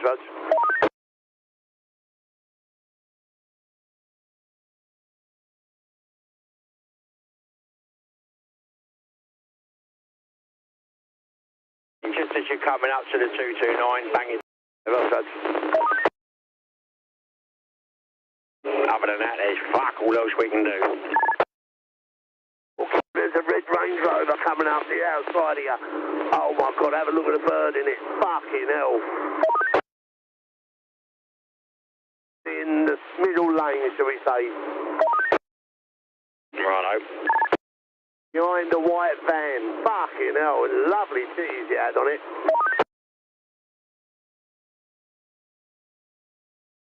Oh, it's coming off.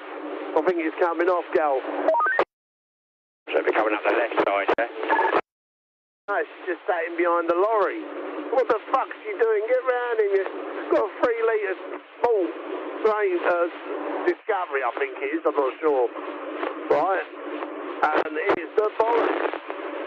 And there she is. She goes to the left. She's behind the lorry. Well, that's not bad.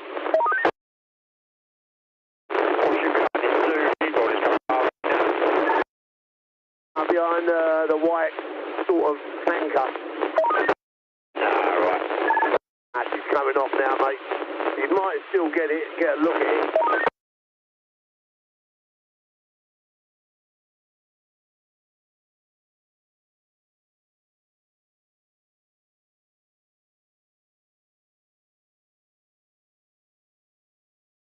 And drop it down in the 10th when you get to the 229 slip. Just as you come under this bridge and you start coming round the corner and then bang it into, you'll feel it start dropping off. It's always started to go.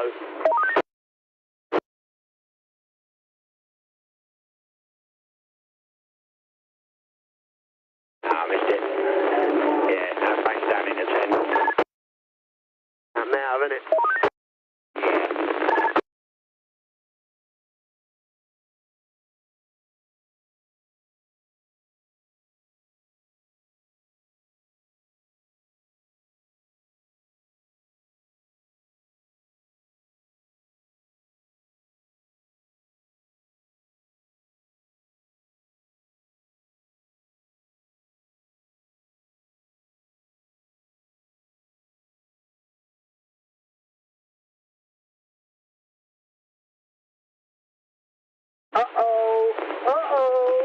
Here comes one of them dealers. Here comes what? Millers.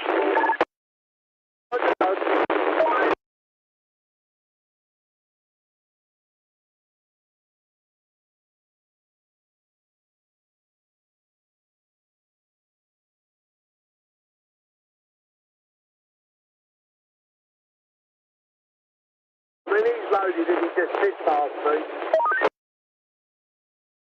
What, one of those gadgets? Yeah, it was.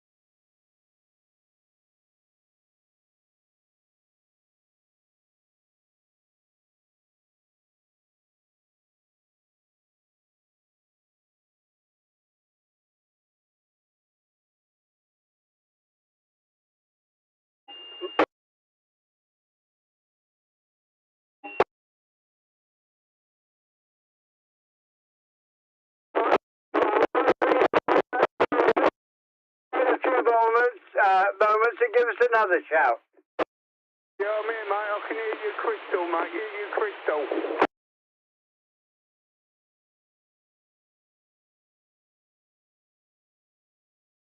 Can hear you, John. Hello, can you hear me? Trevor, put your ears on. Mark's on his way into the area.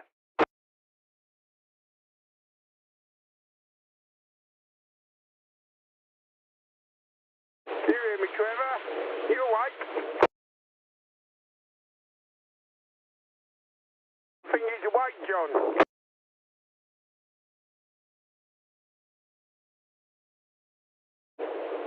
Trevor, can you hear me? Trevor?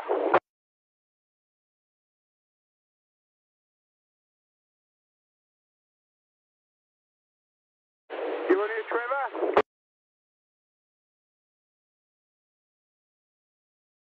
Trevor, receiving. Trevor. You still hear me, John?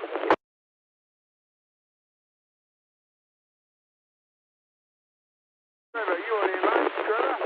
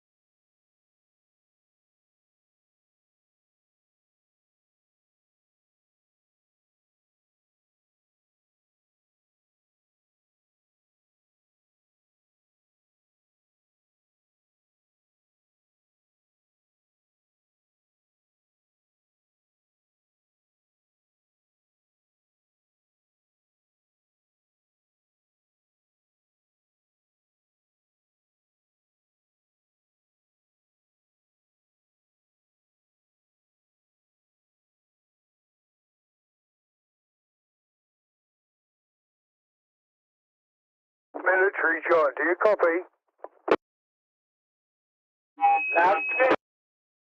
Oh, there's a screeching noise, John.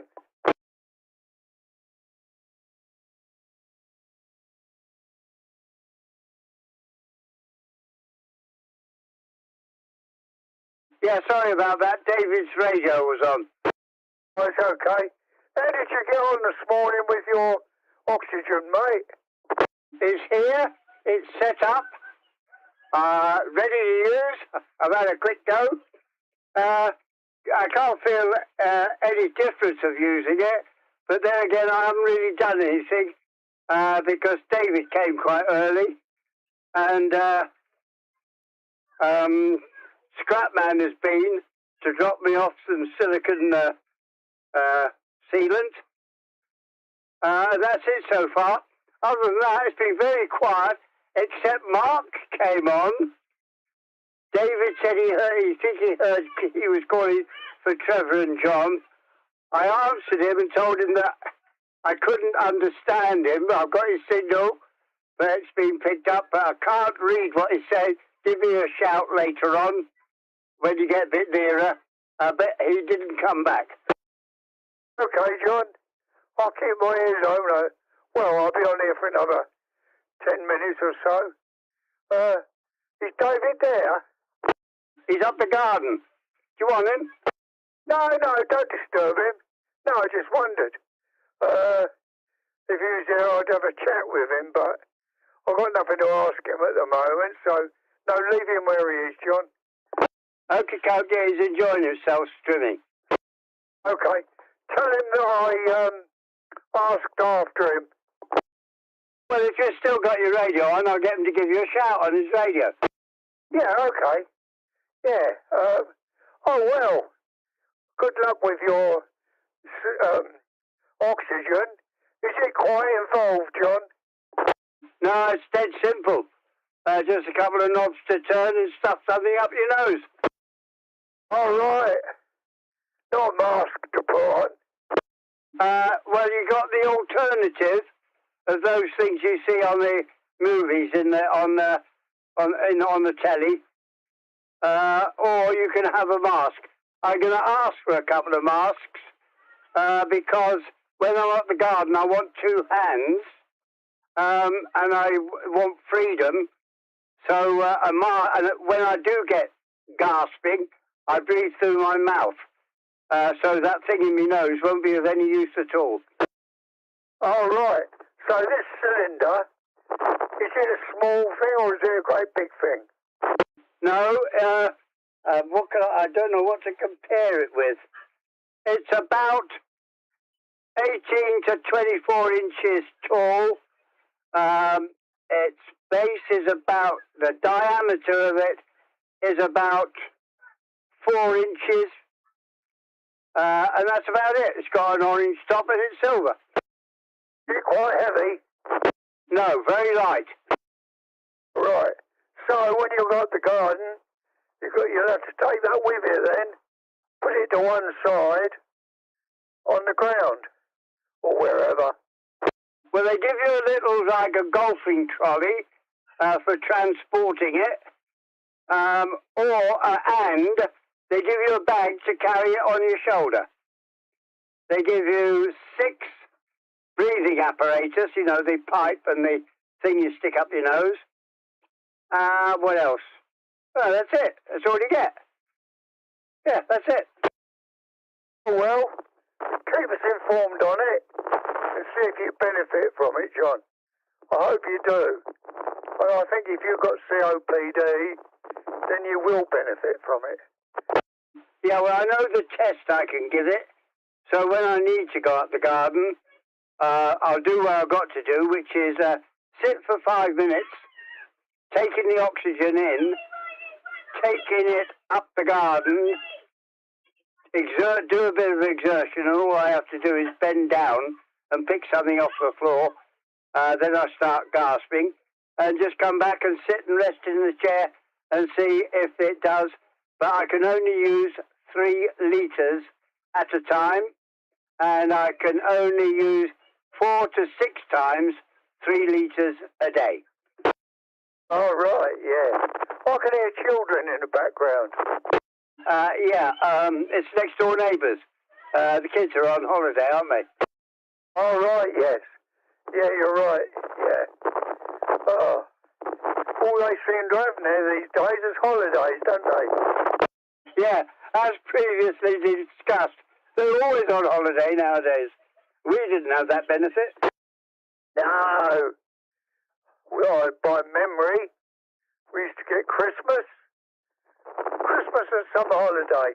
I think that was about it, as far as I can remember. Boarding school and college was 3 terms a year, with a half term 3 times a year, and half terms were 3 or 4 days. Oh, well. I went to a secondary modern, it was called. Woodley Secondary Modern School.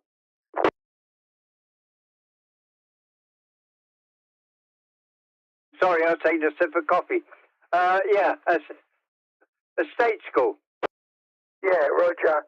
And in the school, they split us all up into groups, and you either belong to Shakespeare, Macaulay, Gainsborough, and what was the other one? Can't remember the other one, but I was in Shakespeare.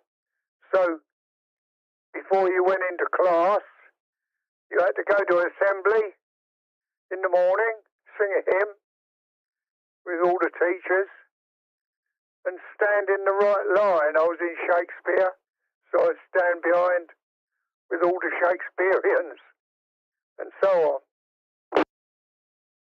We didn't have assemblies. We had a church service in the morning, church service if you wanted to go in the evening, but on Sunday you went twice. Oh, right, yeah. Oh, yeah, it's different.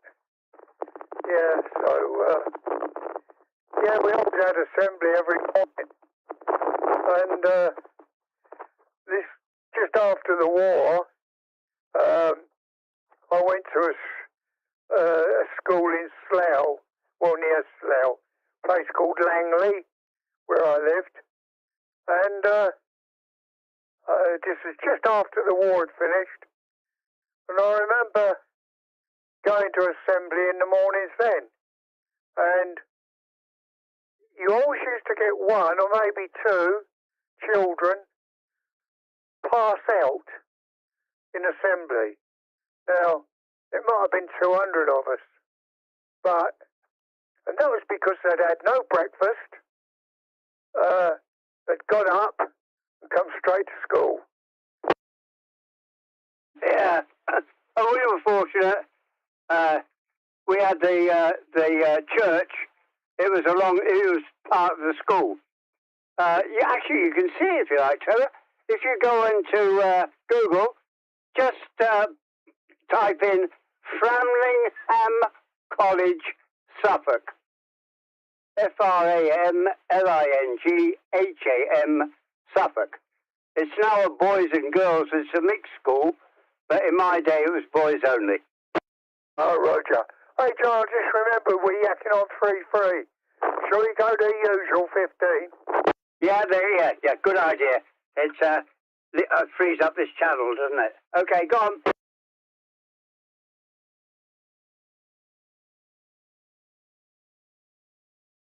Yeah, copy. Got the discomfort of having to pick up the microphone.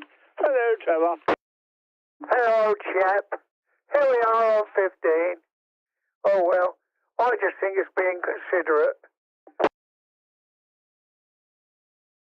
Are you there, old man? Yeah, I think it's just being considerate, don't you?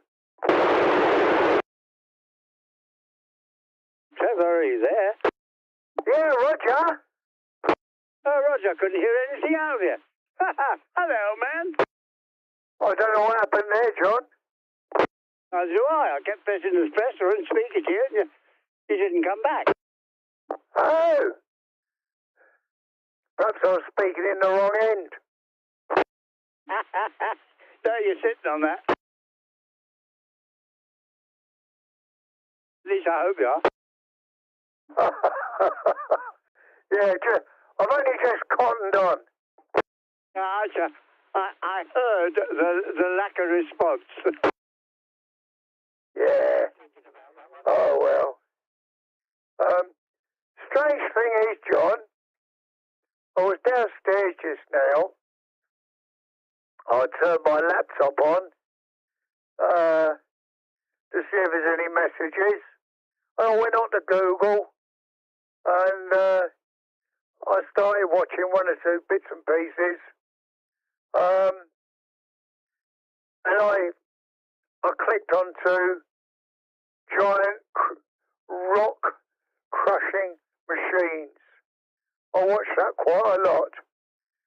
And I'll tell you what, if you want to go to sleep, watch that. And everybody in the comments agrees. It sends you to sleep, mate. You can hear this noise all the time. And I've got Bluetooth earphones. And it's great. Next thing I know, it's 45 minutes later, I'd gone right off. Yeah, you mentioned it before, and I did take a look at it. And I thought, yeah, that's not an unpleasant sound.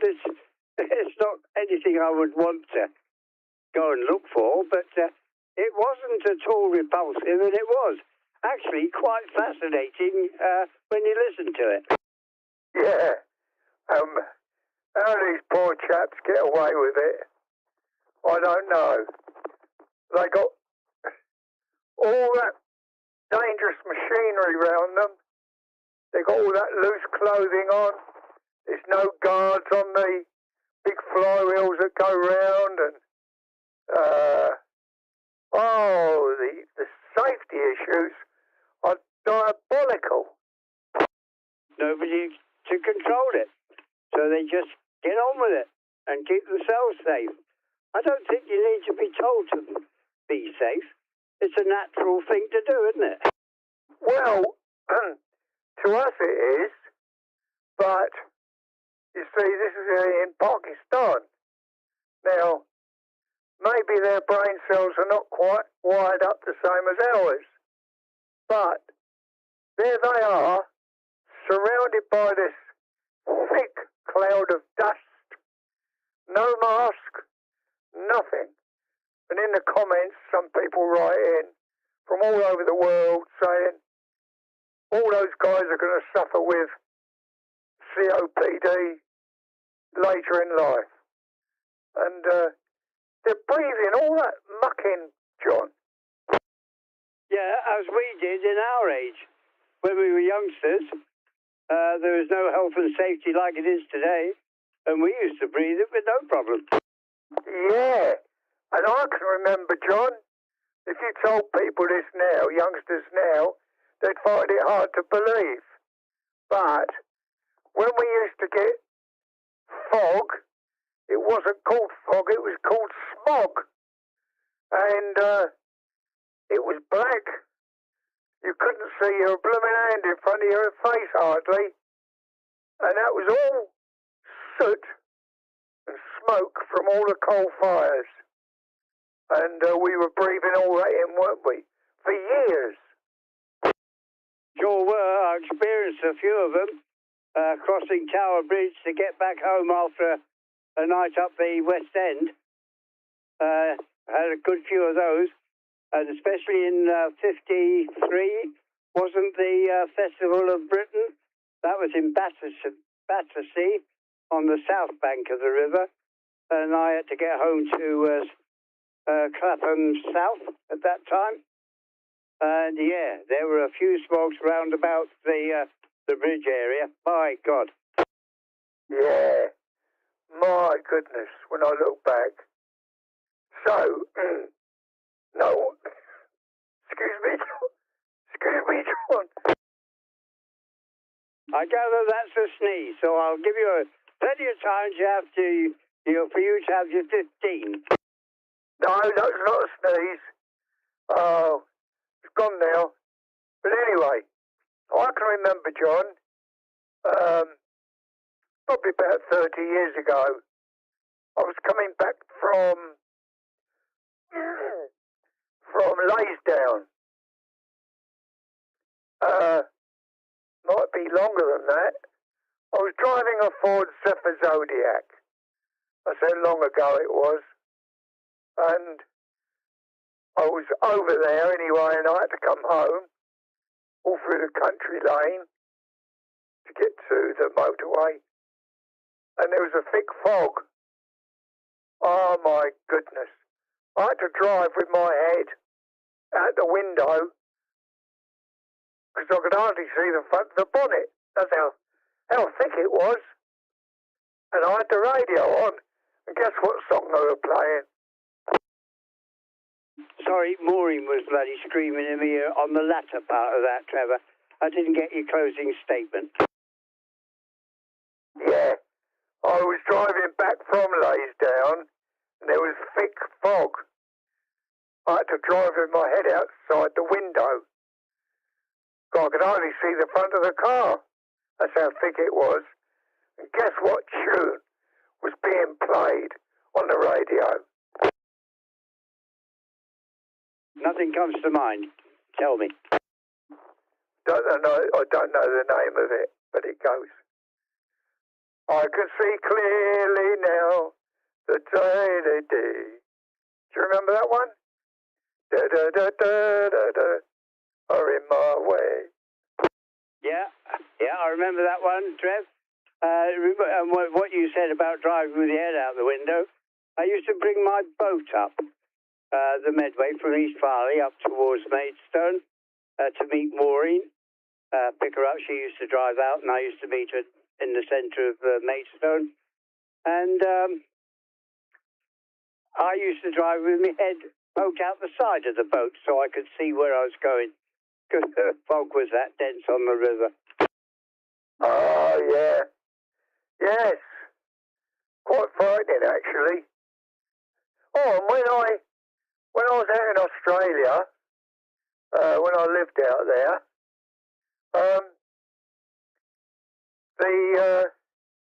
because obviously they don't get much rain, a lot of the cars were their own makes. And they were called excuse me, I'll get hiccups now, called a Holden. Holden, or AN, Holden. That's their own make. And I was out one day in one of these with my neighbour.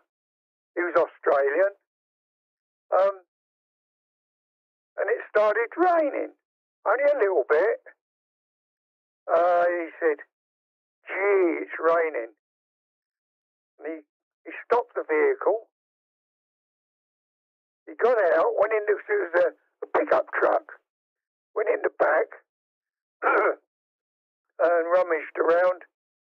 And he came back with a potato. He cut it in half and rubbed it all over the window. And it not only cleared the window, but the water doesn't stick to it. So everyone used to carry a potato, because none of their wipers used to work, because they were hardly ever used. Yeah, typical though, isn't it? When you need something, it doesn't work. Good idea to carry a potato. In fact, they recommend now putting it on the inside to save the thing misting up in cold weather. Yes, definitely. Yeah, I didn't know that, but the old potato definitely stops the mist on the inside of the window. Trouble is, I found it was a job to clean off afterwards. Yeah, I can well imagine, yeah. Especially if you were a smoker in the car at the time. Everything would stick to the windscreen, wouldn't it? Yeah, Roger. Yeah.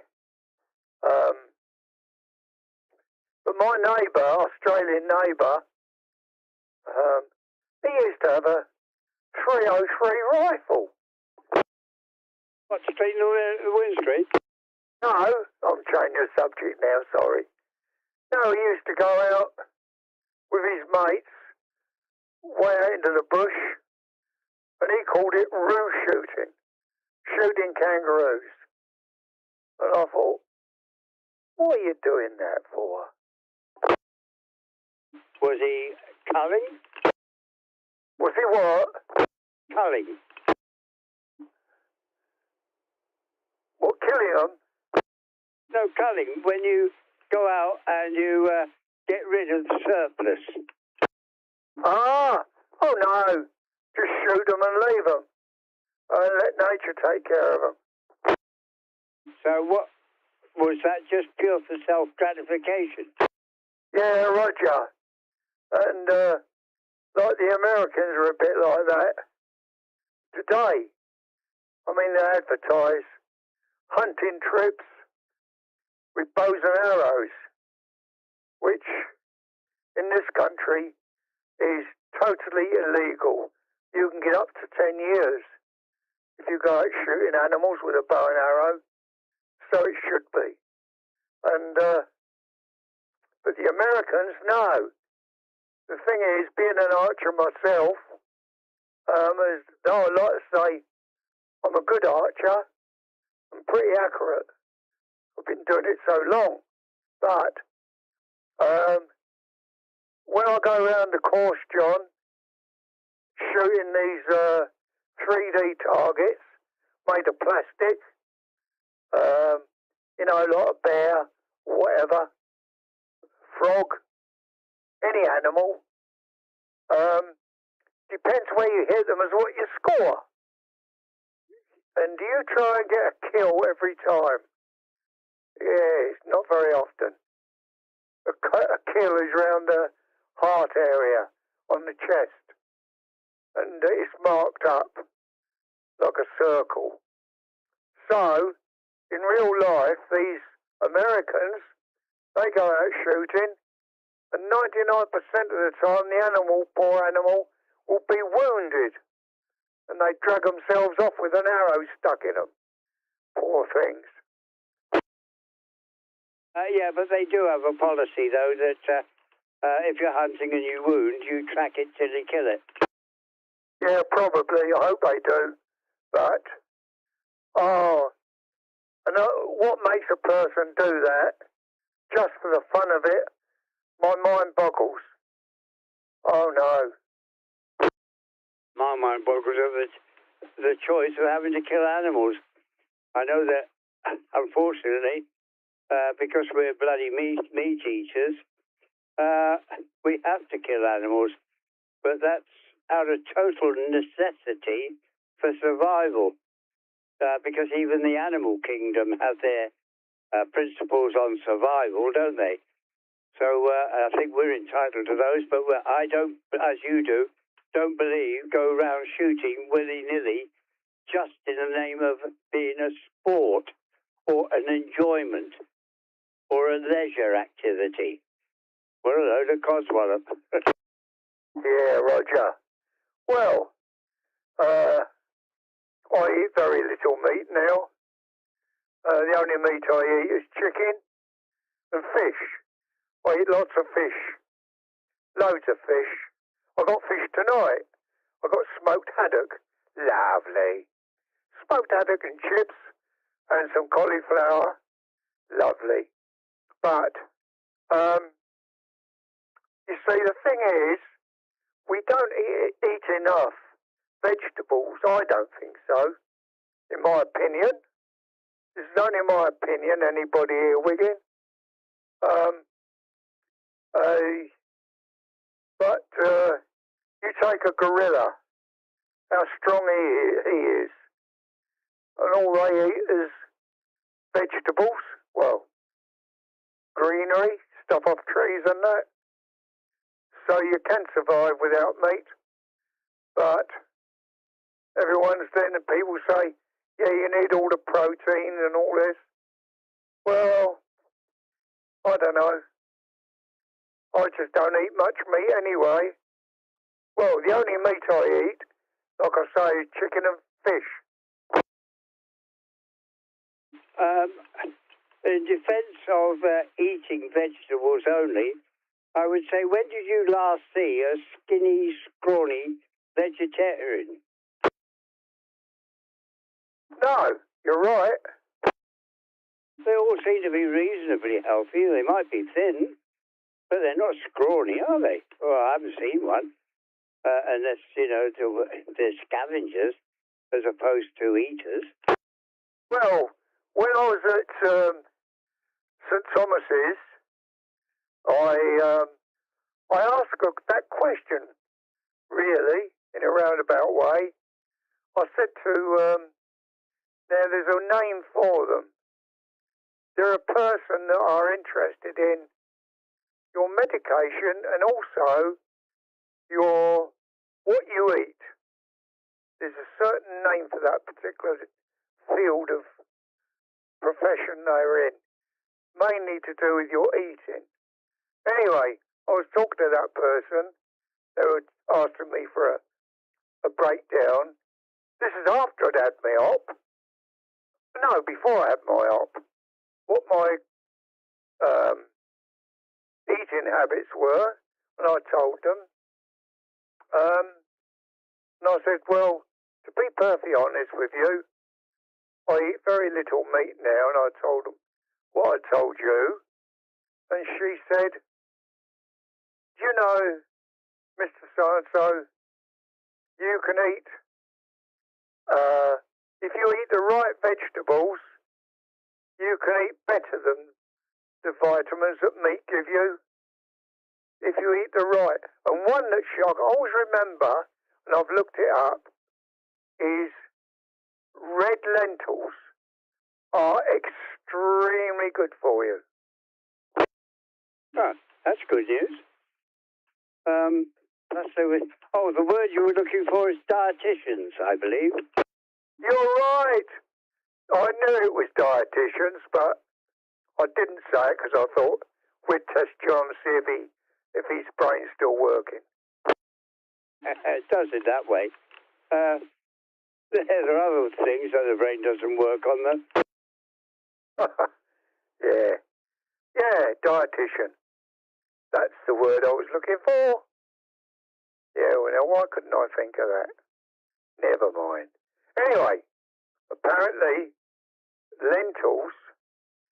So I've looked it up, and there are so many recipes with lentils, and you can make the equivalent to a beef burger with lentils.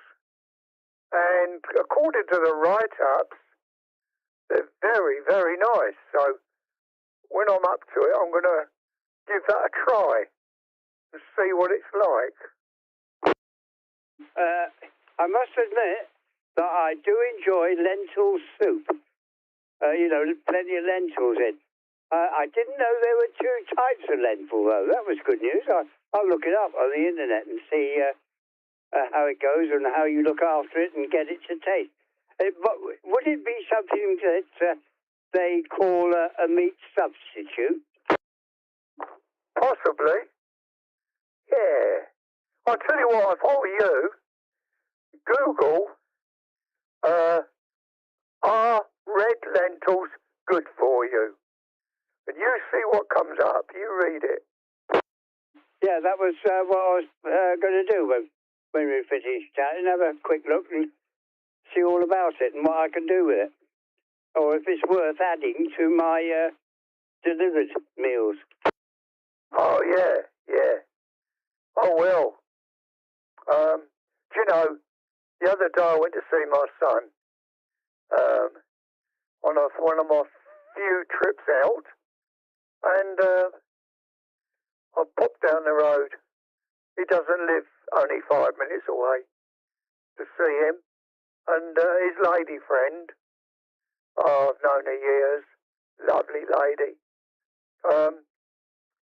She sat next to me. She always sits and holds my hand. That nice. Anyway, she's not vegetarian. She's slowly gone to vegan. So anyway, she went and got herself.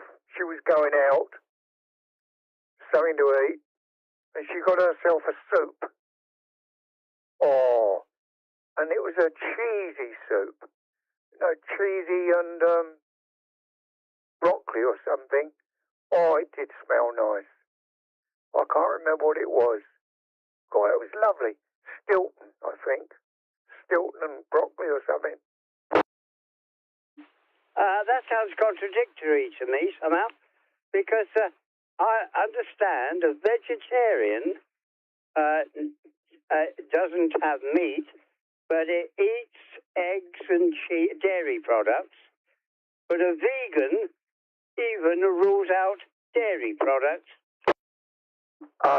It's probably me got it wrong. She might be just vegetarian. Yeah. So anyway, you know, it sort of rubs off a little bit on my boy. So he said, Dad, I've eased off on, really have cut down on my meat consumption.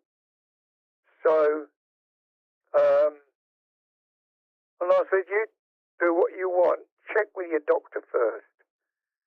So, he's cut down on his meat. The trouble is, he's a fussy eater. You know, I said to him yesterday on the phone, I said, do you like honey? No. Anything I say to him? No. Yeah, he'll eat Brussels sprouts. I wonder why there's so many people who don't like Brussels sprouts. I think they're lovely. They're one enjoyable and tasteful vegetable that you can get. Yes. I like mine very slightly crunchy. Just a little bit of crunch left in them. Beautiful. Yeah, I agree, Trev. A little bit of crunch. All vegetables have got to have a little bit of crunch in them. Yes, definitely. I steam a lot of mine, John. In fact, rather than get my full-blown steamer out, I'll put sometimes all my vegetables cut up in a plate, not a flat plate, a dish rather, and I stand that dish in the bottom of a saucepan with some water in, not overdone, and I bring it up to the boil slowly and let it simmer there till it steams. Does them lovely. And I can just touch it with a knife, little pointed end knife. If it sinks in as I want it, I take them out, drain them off. Lovely. I bought a steaming machine. It was a pot, and as you say, but there were layers of containers on top of each other, and the steam used to come up and go through them all and out the top, and that's how it got cooked. And you did all your vegetables in one go, a lot unmixed, all separated, so you know what you had on your plate. But somehow it didn't get used too often because it's so simple, just to shove the carrots, the potatoes, the broccoli, the cauliflower, all in one bloody pot and cook the lot in one go. Just boil it. Yeah, well, that is the easy way. And I'm very tempted sometimes. But everyone tells me, well, I've read and heard that all the goodness in that veg is boiled away. Where steaming, at least 50% of it stays in the vegetables. How true all that is, I don't know. I mean, they used to tell us smoke is good exercise for your lungs. Didn't they? Look what a load of rubbish that was. Sure was. Yeah, you're perfectly right, Trevor. You don't know what to take as being the right thing. In fact, you know, when I gave my description of veg and vegetarian and vegan, don't take that as gospel. That's purely what I'm thinking, my understanding of the difference between the two is. Apart from on the steaming side, what I didn't like about steaming was you didn't have any addition of salt. Yes. Yeah. Yeah, there is that. Now, the reason I don't use my steamer on little tiny things, I do it, as I said, in a dish, in a saucepan, still steams the same. You've got to clean up the whole steamer out just for one little meal. Oh, no. No. But I'll tell you what I've got in the fridge at the moment. I've got a lump of smoked ham, which is going to be a surprise for my boy. I'm going to not steam it, pressure cook it. It's 20 minutes a pound at full blast. 20 minutes a pound, and I think it weighs about 2.5 pounds. So I'll give it a good half an hour. And then I leave it, pour some of the juice from the bottom, the water, over it, let it cool down naturally. And that water I pour over, if I get the mixture right, turns to jelly. Oh, and it's lovely. Oh, yes. Beautiful. So that's going to be a little surprise for him. Yeah, good on you. The old days, when you did a roast, you put the potatoes in with the meat. You did your cooking. When you came to make your gravy, you took your meat out, you took your potatoes out. What was left in the the roasting tray, you made your mix for your gravy, but the water you added to it came from the vegetable boiled veg pot to make the gravy. That was a gravy. Yes, and if I do a roast now, that is exactly what I'd still do. I would do. I haven't done one for a long time. But, yeah, and that gravy you won't beat. And also, amongst that lot, while the roast is cooking, I always chuck in a couple of whole but skinned onions. So they cook as well. And you get all the juices from the onions in that juice when you make the gravy. Beautiful. And then, of course, I eat the onions. I love boiled onions. Great. Likewise. I think I might have told you, if you eat an onion without smelling the vapor it gives off when you're peeling it, I think I told you what it tastes like, haven't I? No. Oh, I'm amazed. Oh, I'm sure I've told you. Anyway, never mind. If you don't get any of the vapor off a mushroom, off an onion, when you're peeling it or preparing it, if you eat it without any of that up in those lines, it smells just like an apple. Because it smells like an apple. It tastes like an apple. Because the apple is exactly the same botanically as the onion, except the onion's got that addition of that thing that gives off the tear-making stuff that gets up your nose, that actually makes you cry and makes the onion taste different. Oh, I didn't know that. Oh, I'm blowed. Yeah. Oh, and another little tip I may have told you. I don't know. We all get it. Potatoes. When they keep throwing out roots. Sometimes, I had it year before last.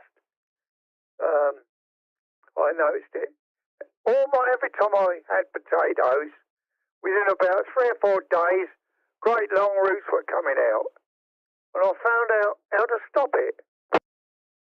going to say keep them in the dark, and I'm going to say that's a fallacy. They'll come out anyway. We had them in the cupboard at one stage, I think I've told you, and Maureen, it somehow got hidden behind something in the cupboard where Maureen keeps her vegetables. And one day I looked in it, and right at the very top, there was a bloody green thing growing. I followed it down, it was a potato. Its shoot has come right out up into the open for the sunlight. Would you credit that? Yeah, Roger. God, I can imagine it. Anyway, to carry on with what I was saying,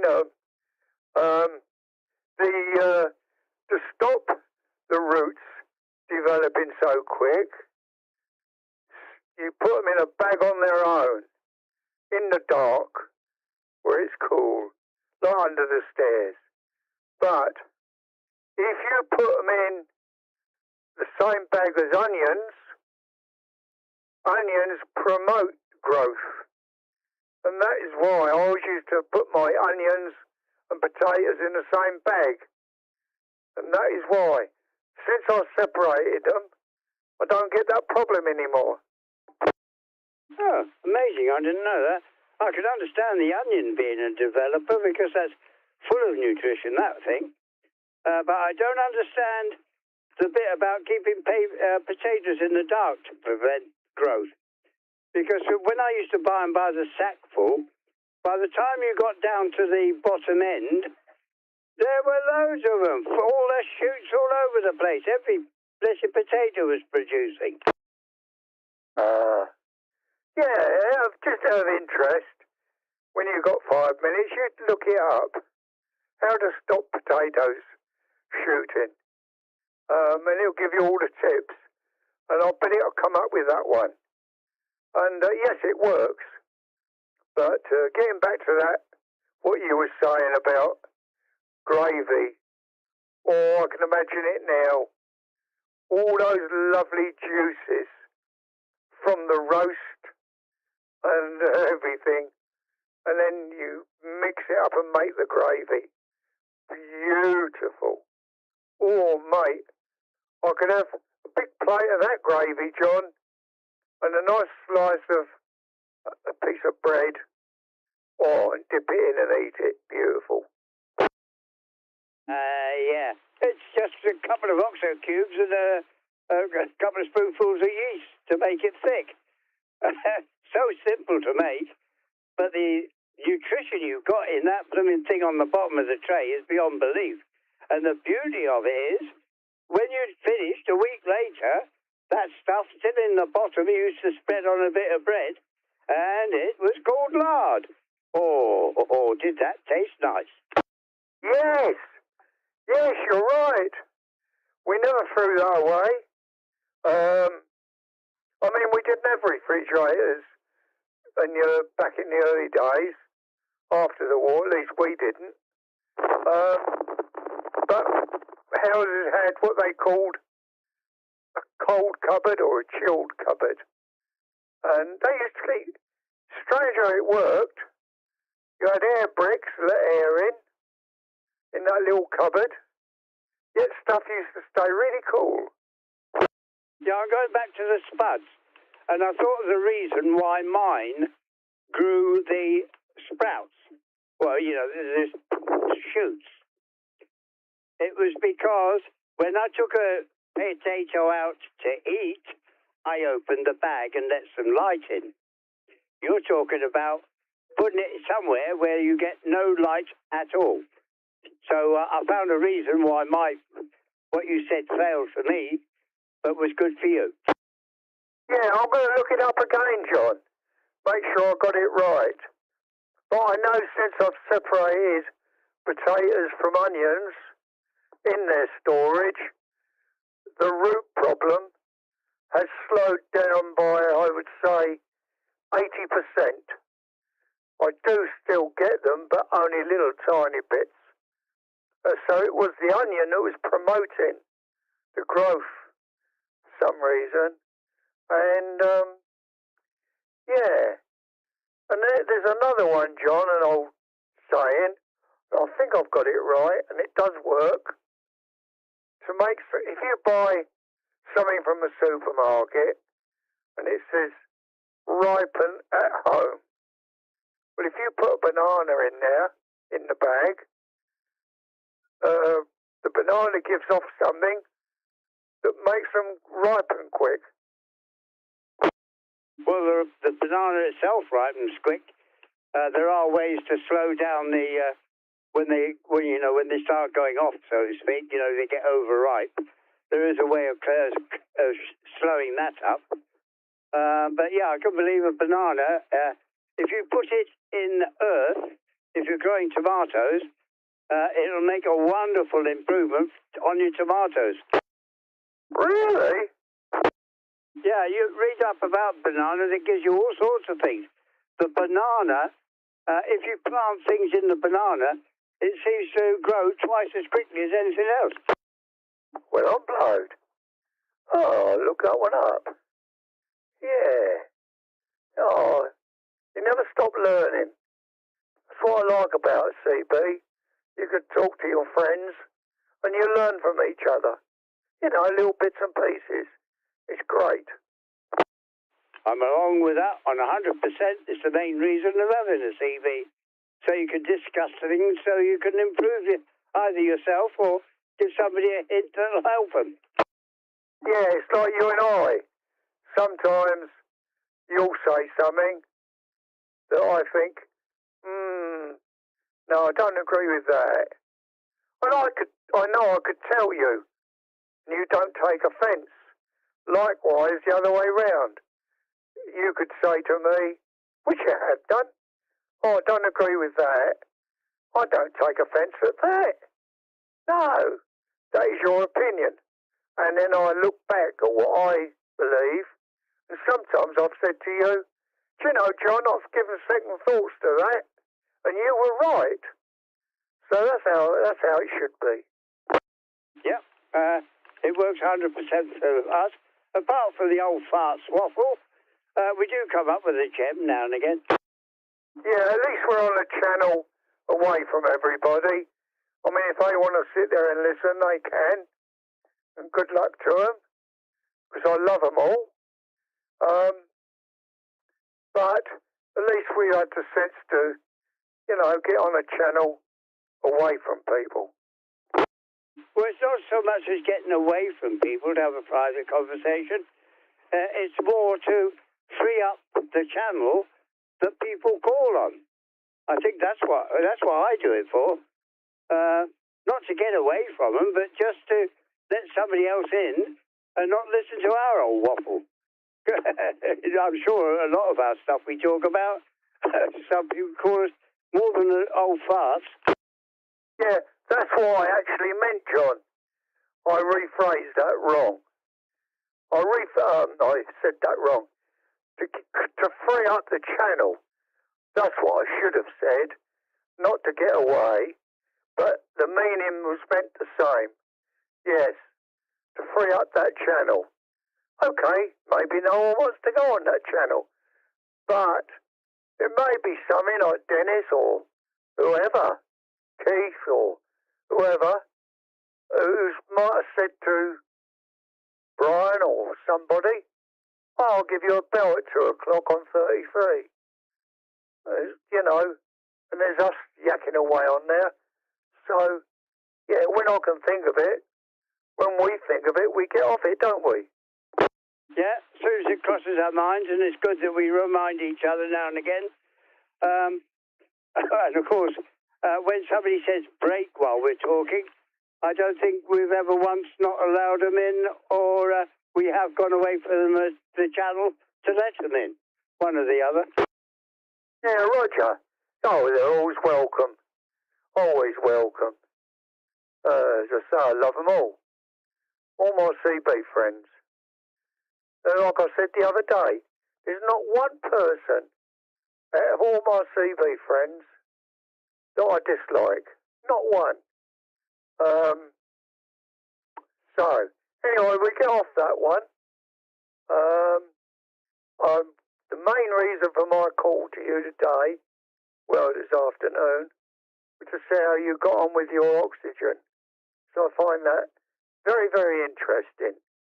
And I hope it all works for you, John. You know, when you're outside and you're doing something, you get a bit stressed out COPD-wise. You can plug into that, see if it helps you. Oh, and the other thing, while the chap was delivering it this morning, you should have said to him, "Can you come round the back and help me, please? Get this mask down." I more or less did. Don't go away. Hang there. I'll be back in 10 seconds. Okay. A little bit longer. Just give me a bit more time. Maureen wants something. Yeah, okay, John, I'll be here. Don't rush.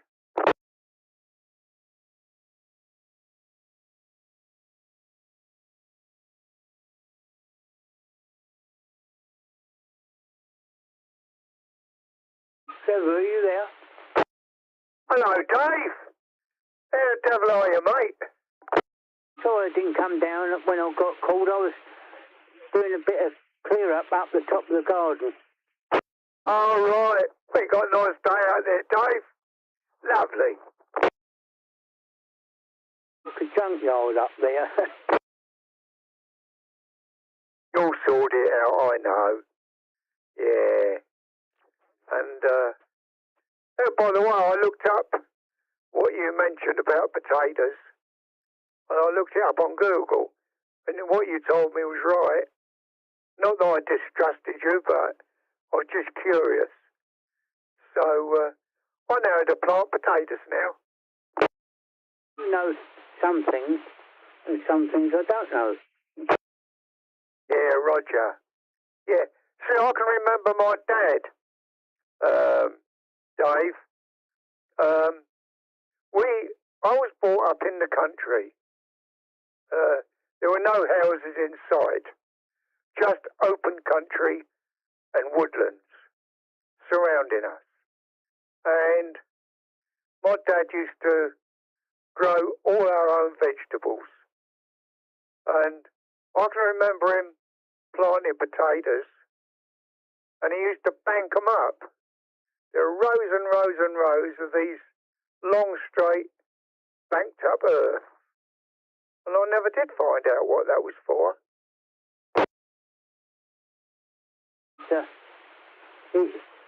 A lot of my tips come from my granddad and my dad. Yeah. Yes. So, you know, and I think, I don't know about you, Dave, but I think vegetables that you eat, that you've grown yourself, taste a lot better.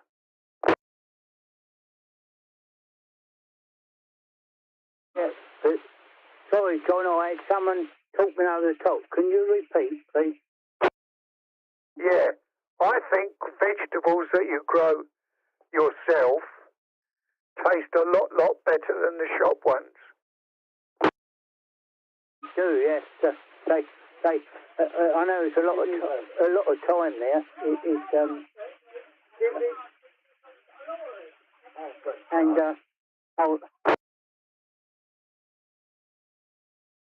Sorry, I had someone over the top. Sorry, Trevor. It's okay, Dave, don't worry. How's your day been today? You been all right? Still alive and kicking, mate. That's all I can ask for. I feel sorry for John when he can't breathe. Hopefully now with this breathing stuff, he can manage a little bit more. Yeah, Roger. Okay. Right, Dave. I'm going to cut you loose. I only popped upstairs to ask John if it had been delivered all right, etc. And it has. Nice talking to you, Dave. I'm going to go downstairs now. And can you say cheerio to John for me? Before I go, I had a word with someone to talk to you. I'll give them a message the other day. Oh, what was that, Dave? You wanted to speak to someone. I wanted to speak to Keith, yeah. Yeah, I'll give him a message. He'll probably do it in his time. Oh, right. Yeah. Okay, Dave, thank you very much. Cheers for that. And give my regards to John. I'm going downstairs now. Bye, Trevor. Yeah, cheers, yeah, cheers, Dave. I didn't call you John, did I? Oh, you've got the right name. I don't look like John these days. I'm not going to say anything. Yeah, cheers, Dave. Catch you later. He's not in the room. That's okay. Yeah. I'll catch you later, Dave. Bye.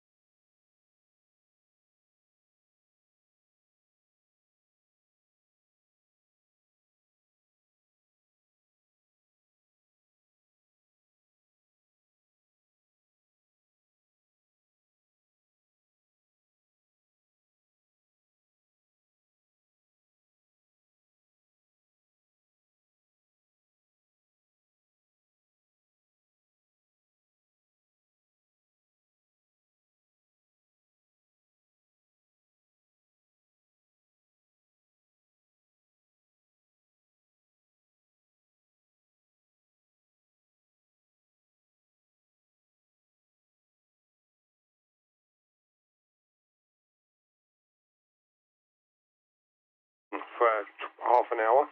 Yeah, I can well believe it, mate. The Americans are a bit mad at it, but yeah, I've always liked chili sauce. Yeah, and chicken and the fish. Oh, beautiful. Well, I've got this stuff. It's ridiculous. I mean, anybody can't actually like it. I don't know, but I've got it here, right here in the bag.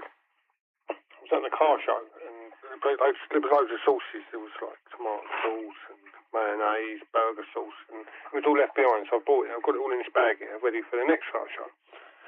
And it's in the bag, but I'm going to throw it in the bin because it shouldn't be allowed. That's okay, I understand, but no. Whenever he says, oh, it's just tiny little bit hot, I don't take the chance because I know what's going to happen to me. Well, yeah, quite. I mean, I thought I'd just try it, and I literally tried the smallest bit, just thinking it would be nothing, but it should come with a health warning. And with one of, like when you have medicine, it's got one of them clicky tops on it that you can only open if you're an adult, and sometimes even then you struggle. You should have one of them on it, I reckon. Yeah. Anyway, don't want you to miss out on the lady. There's two actually, unless they're still cooking, whatever. There's two. What? Two ladies?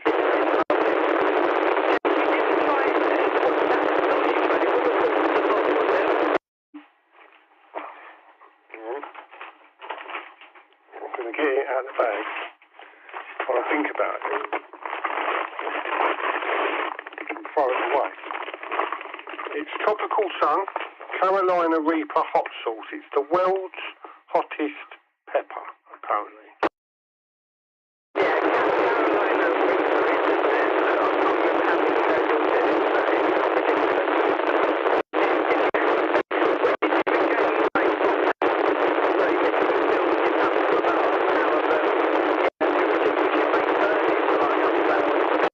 The whole of my top lip went like numb, and it, like the end of my tongue. My son, he had a hot dog, and he whacked this sauce all up the hot dog like you would with ketchup, and he just bit off the end of it, and yeah, he was in a bit of a mess after that for a little while, but yeah. Yeah, I've got it here. You can have it if you want, Callie. Next time I see you, I'll give it to you. I mean, it's only cheap. It's £2.29 according to this label. I mean, that seems very cheap for what you're getting. I mean, you could probably start sort of a nuclear explosion with this stuff.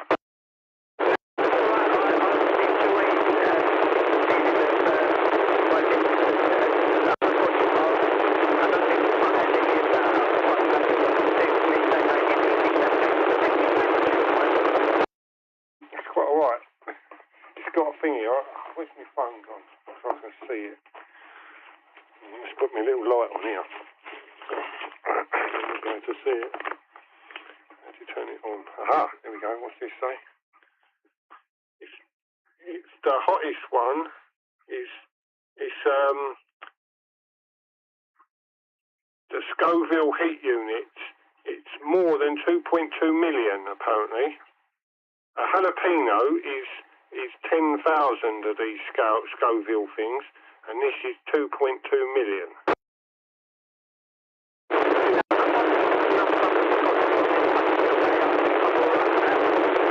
Scotch bonnets on here, 350,000 on the scale.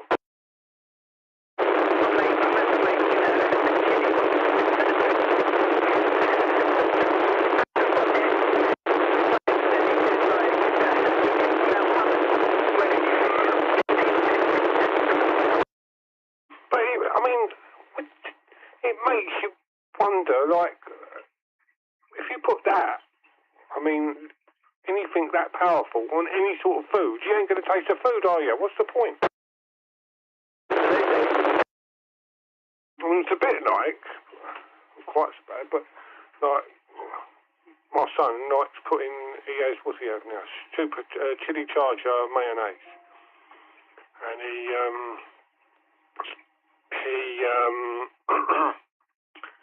puts it on everything.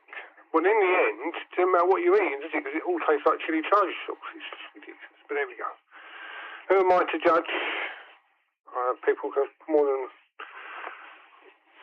welcome to just do what they want to do, and I'll do it the way I want to do it. There we go.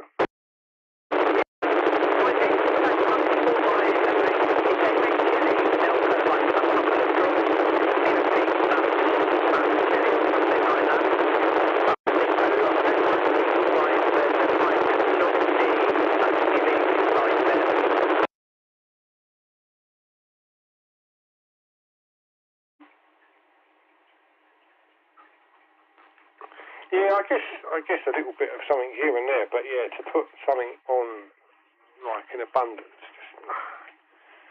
it's just ridiculous. But there we go. I'm going to throw this in the bin because it's not even funny. It's very runny as well. Yeah, it's definitely. It's got a warning label around the thing, warning, extremely hot. But I mean, you think that could just be on there for a gimmick, wouldn't you?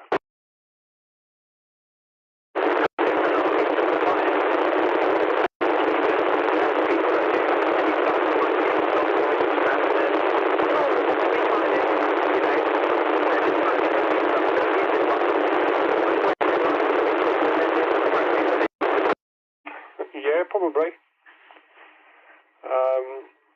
Yeah, it was only £2.29 this particular bottle, so I mean, you're not even going to like waste your life savings on it.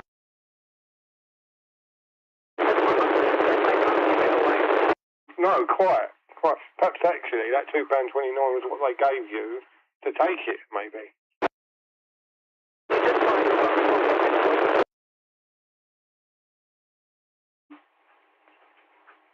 Yes, and we can maybe get some money back on that. They don't do that anymore, do they? We take the empty bottles back.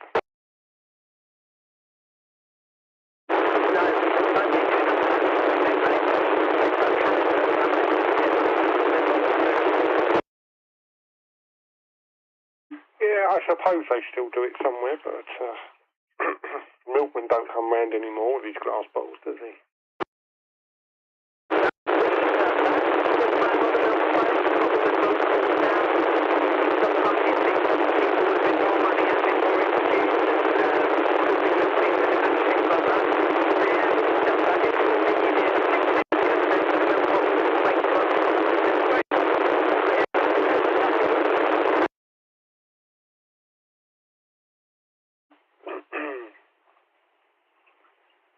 No, quite. We start using the Milkman. I say the Milkman, I use that word loosely because it wasn't like the old Milkman. I think he had like a transit van and he come round and delivered, but they come and sold it to you. Oh yeah, it's really good, this, that and the other. But it wasn't, because you'd still run out of milk and you'd still end up going to the shop, so it was pointless. You might as well just get it from the shop in the first place. I think we had it for, I don't know, 3 or 4 weeks and then like, no mate, it's just not working.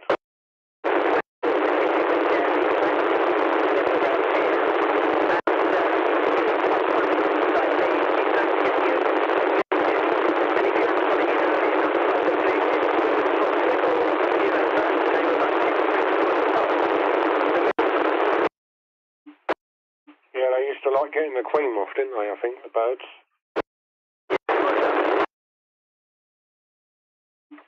Yeah, I can't. We had the milk place just behind us, Bexley Heath. All I can remember is the bottles being, because my dad used to like the cream. He used to like that bit on his cornflakes, but I couldn't stick the cream. And when we put the bottles on the doorstep, we had to make sure they was right over, because if the driveway come down in front of the front door, and if they weren't there, my dad would have run over them in his car. And milk bottles at school, of course. You would have had milk bottles at school.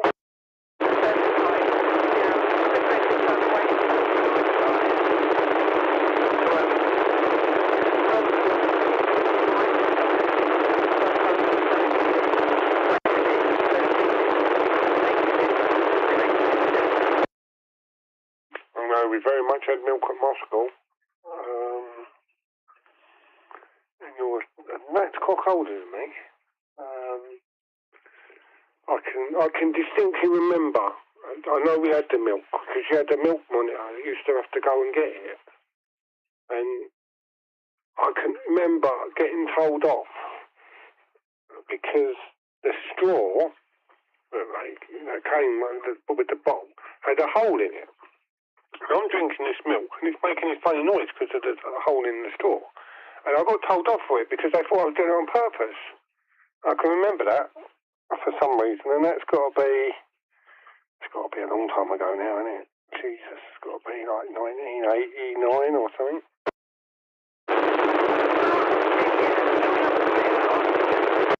I was born in 1981.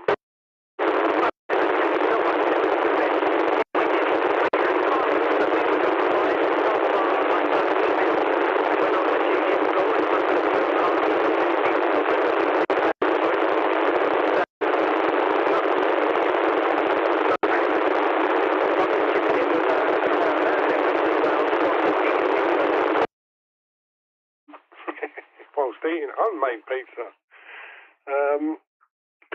Yeah, I guess it depends on maybe different councils, because obviously I think it would have been funded, I suppose, by the local authority, wouldn't it?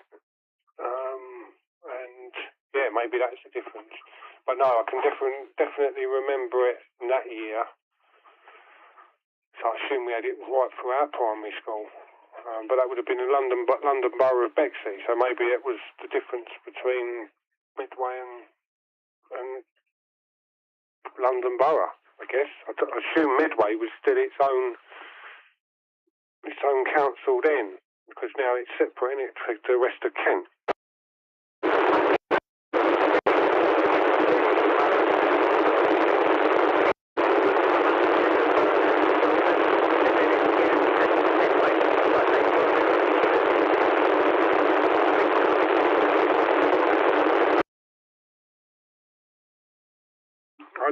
I want to say one of the politicians. Well, yeah, it would have been Thatcher. Or would it have been the one that came out? It must have been the one that come after her, done away with it or something. Because I remember John Major getting in.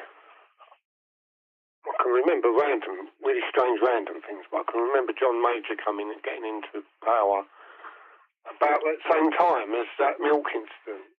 So maybe it's all his fault.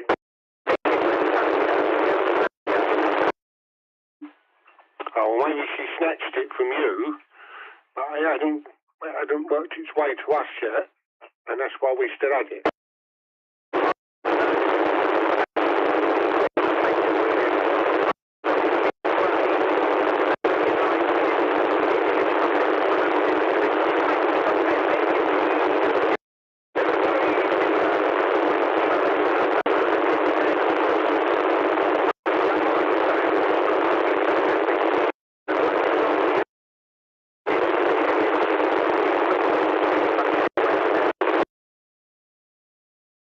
Young ones. Now, you know Neil from the Young Ones. I don't know if you spoke to Dave from Chatham. He reminds me very much of Neil from the Young Ones. So when you speak to Dave next, he might even be out there listening at the moment. I think you're friends on Facebook because he's got the same name as your Dave. So I think you're friends on Facebook. But yeah, very much the same as Neil from the Young Ones. I don't know how I knew about what I didn't know about it. I just remember the name because I didn't know anything about politics. Or anyway, I still don't know nothing about politics now. I don't know who half the people are. Apart from Boris Johnson, I know who he is, but I don't know who none of these other clowns are.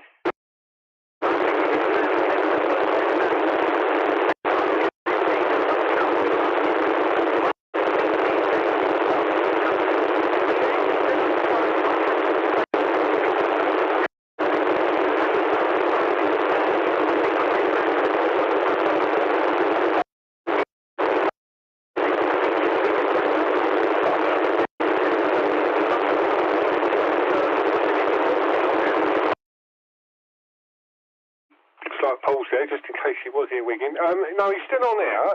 But he previously he wasn't working. And for the last year he's been employed full time, which wasn't his initial goal. He was going to look in maybe for some part-time work, but he's been employed full time, and thus he hasn't been on the radio so much. But subsequently he's now not employed full time, so maybe he'll start coming on a bit more. We used to get on in the evenings quite a lot, but I haven't been getting on so much in the evening. I've been getting on more and doing some of the nets and whatnot. I did catch him, I tell you when I caught him Monday night, because you all cleared, didn't you? And I was at football, and I went to get my son, and I come back in. I got back in the truck, called out, and he answered me, and I spoke to him all the way home.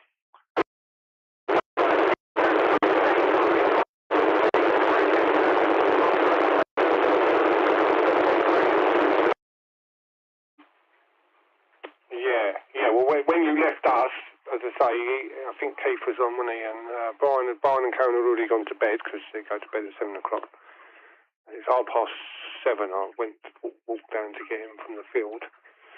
By the time they've messed about and whatnot, it's probably 7:45, I guess, by the time I got back up on the road. And yeah, as I say, he was on.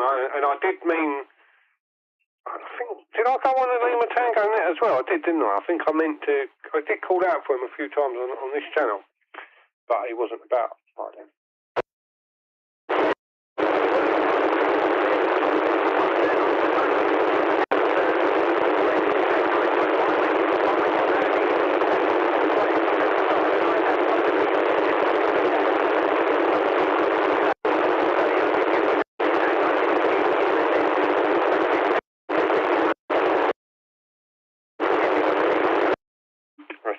I don't think I heard you on Lima Tango either. I think you'd come in and maybe you'd gone quiet. Because I think they called you. But anyway, it's all pie in the sky, isn't it? I don't even know whether they did a log or a list of people that called in for that Wednesday night one.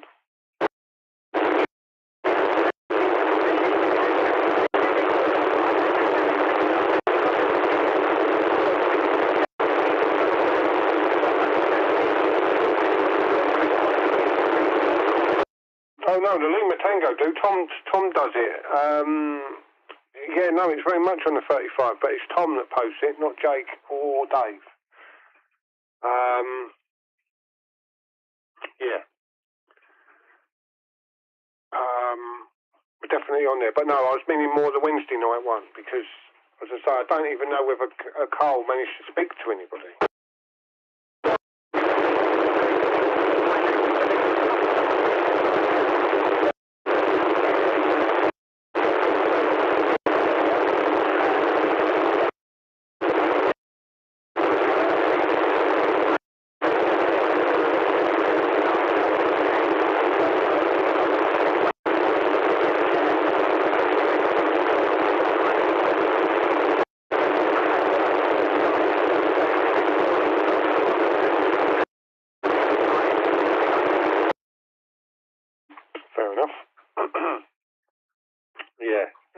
As I say, I don't know if he heard anyone. It turns out it was his neighbour's floodlight, apparently. He's got it strapped up to a Christmas tree somewhere, but it's that's causing the noise. I don't know whether... No, it can't be. It's not even on a PIR. It's one of them that comes on all the time. So I guess all the time it's dark, this light's on. So he ain't going to be running much of a nighttime net. Oh, I don't actually know, to be honest.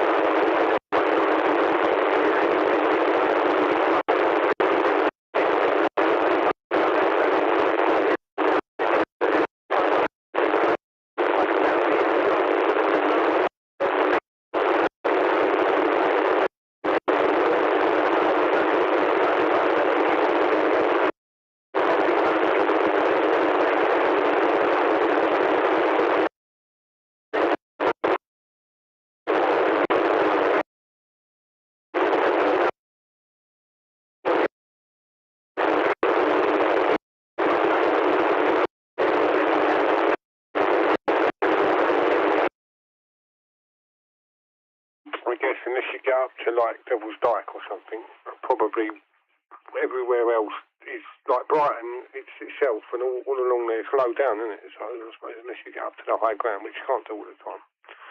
But yeah, I've no idea whether Carl's mobile or not. I've never heard him say that he's been mobile or going mobile, but yeah, I think it's every other Wednesday, isn't it? So it's not next week. It was this week, wasn't it? It's not next week, the following week. We tune in, I suppose, see if anything's happening.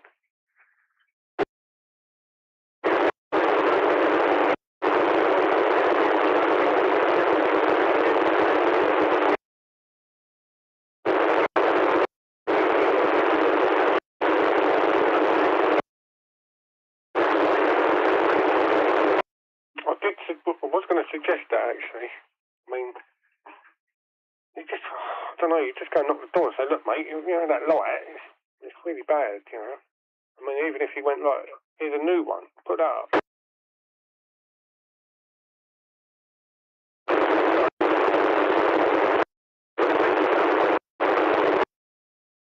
No, you should have said, I'm going to give you a longer over. And coming back to what you said about Ray earlier, about having a break, I do like to get Paul or someone else to chair the net if I can't do it, because you're right, if people suddenly stop doing it and then they start, you know, maybe they find an interesting programme on the telly on a Thursday night, then they will forget to come back, won't they? I always do try and get someone, even like Dennis, sometimes he does it, and he does it, maybe he can't be there for the whole duration, but he's just there trying to keep everyone under control.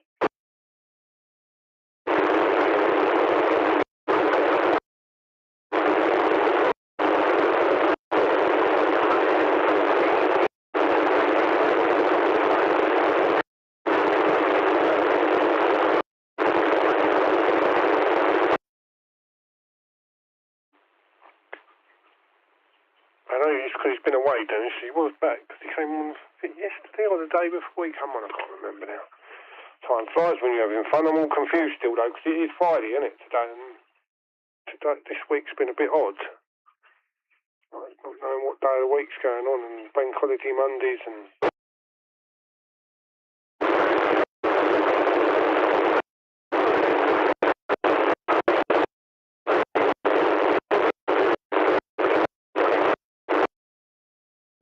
Yeah, it'd be nice. I did work 4 days, 4-day week for a long time,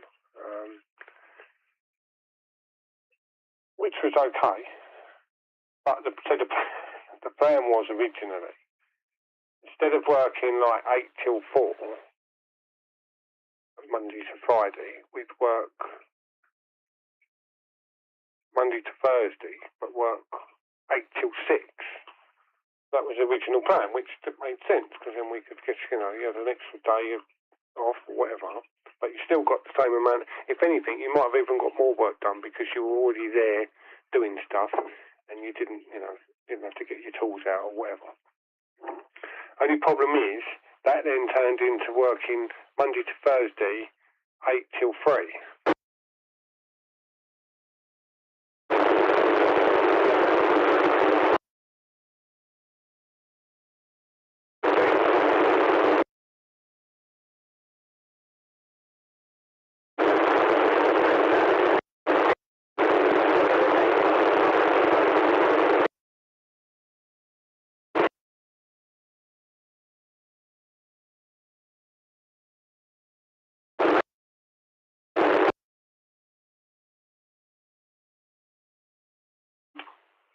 You never know. And you're working on a Saturday, that's not good, is it? Try and avoid that, normally.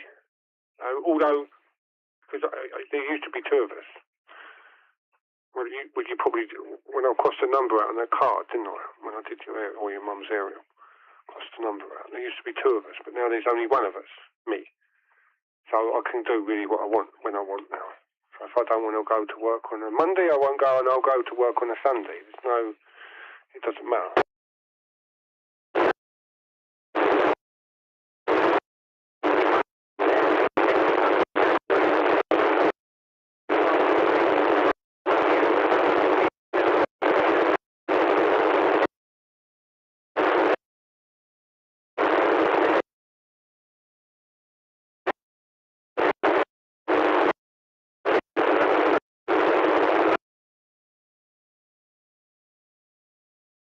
doesn't really matter when you do it, does it? Whatever suits you, and if you can do it like that, it's happy days, isn't it?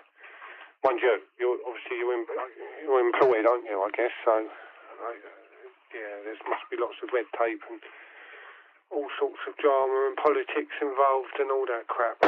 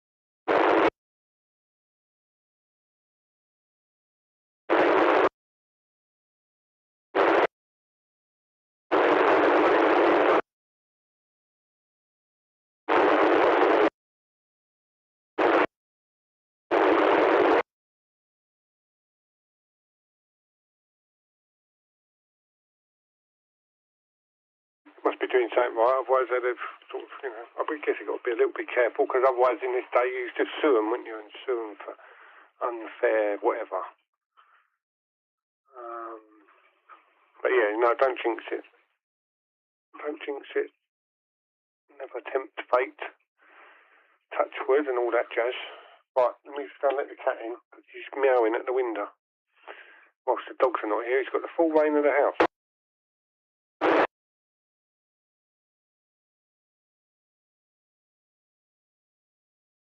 And I'll be here again.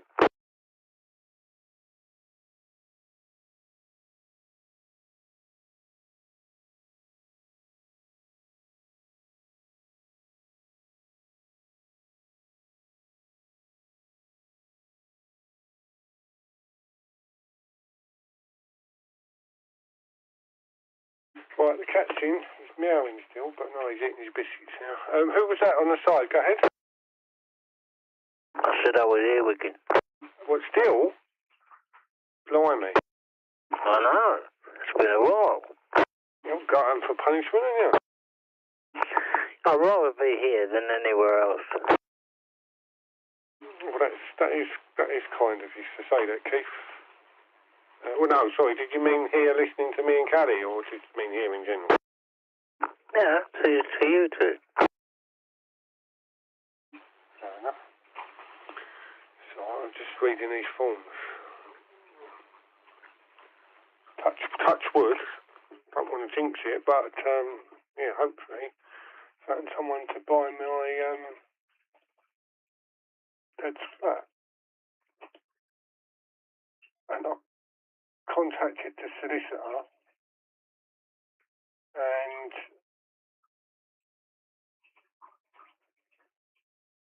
they've said to me, "Did you send the forms back?" I was like, "Well, no, I didn't send the forms back." I'm now looking at these forms, and there's like well, not hundreds, but this email has got. Well, I've got, how many tabs have I got open already? I've got 1, 2, 3, 4, 5, 6, 7 tabs open at the moment. There's another 1, 2, 3, 4, 5, 6, 7. Another 7 attachments on this email. All of them are something about something that I've got to do.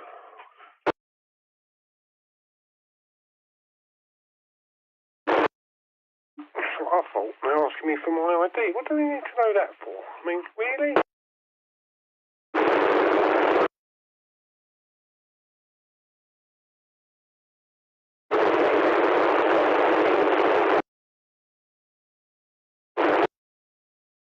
I mean, like in the olden days, during the war, like when Keith was in Scotland, you just go in there and say, "Look, my name's Joe Bloggs," and they believe you, wouldn't they? But now,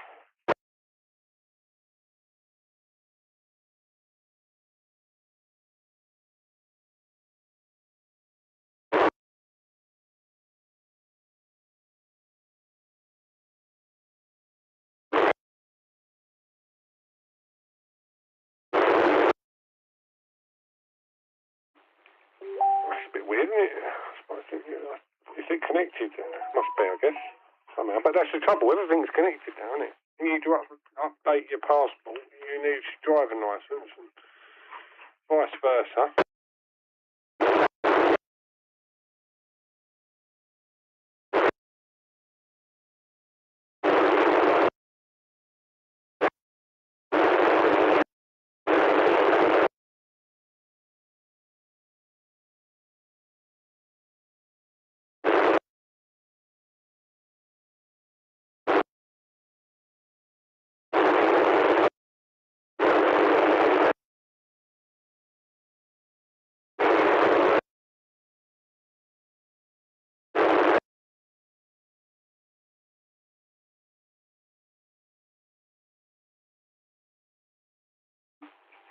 Yeah. Well, it's when they say that they want something, you know, you had a passport, it's still your passport, right, it's out of date, but it's still your passport, even if you're 10 years old. You're still you in the picture. It's just like, they say we want a recent document. Must be within the last 3 months. You find your, like, your mobile phone bill or something, and it's 4 months old. Oh, well, that's not good, is it? Now, what is this? ID declaration due to current HM land registry rules on identity fraud. Oh, my God.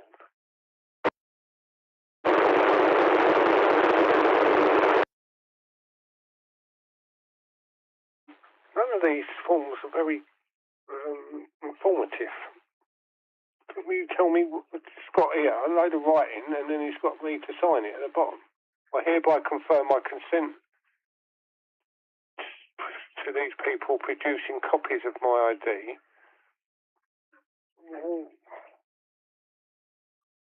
I mean, I wouldn't have known if they'd made copies of it or not, would I? I've been giving them my ID. They normally say, can I take a copy, don't they? And they run out the back to the photocopier.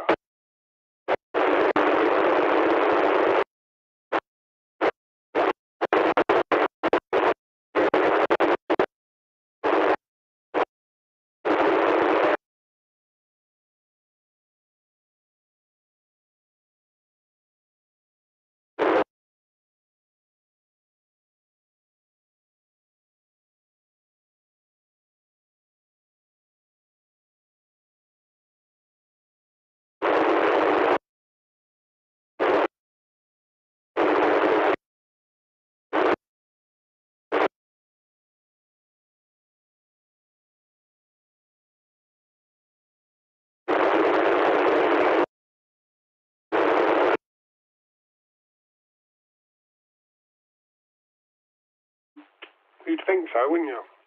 You'd think so. Well, the estate agent said to me, he reckons it's probably going to take 3 to 3.5 months. Well, mine, but the bloke that's buying it is cash buyer, and that's it. There's nothing else to consider, really. But 3 to 3.5 months. What's that be? It's ridiculous. I've just got this form here. I just read this one. It's got nothing for me to sign or anything on this one. It's just information. I'll read that later. But yeah, things were easier. They definitely were.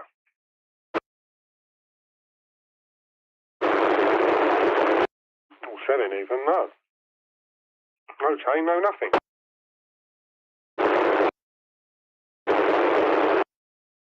I mean, it is a leasehold, so I guess there's a little bit more to do, right, in that respect. But, I mean, it's ridiculous. Mind you, I emailed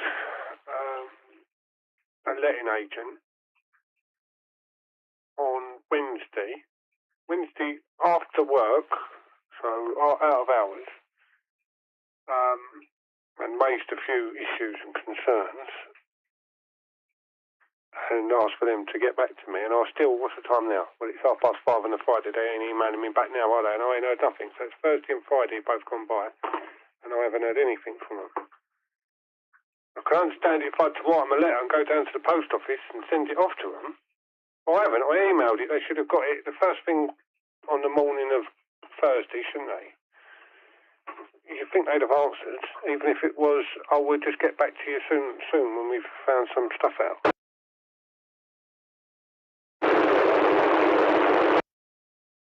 Probably. It wouldn't surprise me. They try and blame lots of things on lots of things that probably can not even be a thing.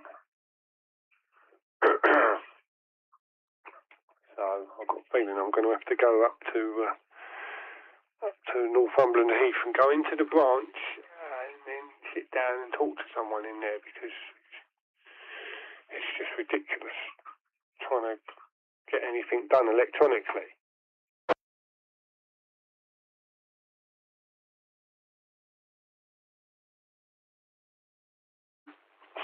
Yeah, I will. I will say Kelly sent me.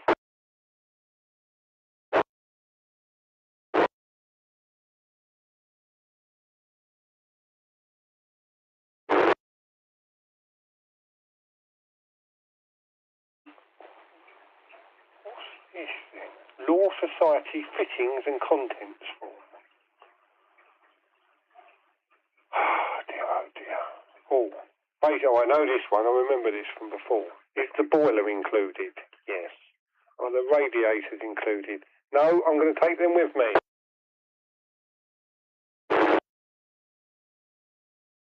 Now the cat's on. Oh God! Now the cat's on the table. Two cats. This one's the normal one. The other one's a bit special. He's got too many toes. They're brothers, but he obviously fell on his head when he was born. Annoying. No, they're both black. But he's got, I don't know, not on the computer, oh, for God's sake. If a cat's meant to have 4 toes and then, like the thumb, it's like the dew claw, isn't it? He's got 6 toes and 3 dew claws.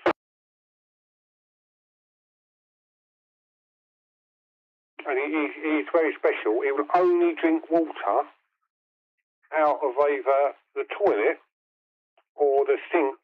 I have to put the tap on for him in the kitchen here, just very like a little drip, and he drinks from that. You've got a water fountain, especially for the cat, on the side, and he won't drink from it.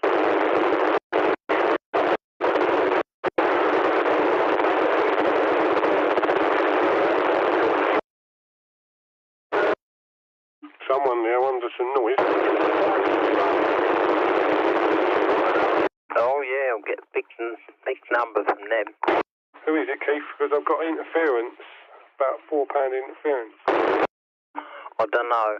They probably can hear me, but yeah, I don't know. I think it might be about, I don't know, Romford, that way. Romford, yeah. Well, I don't know, yeah, it could be anybody. I know someone's talking, and that's probably what Kelly could hear underneath me.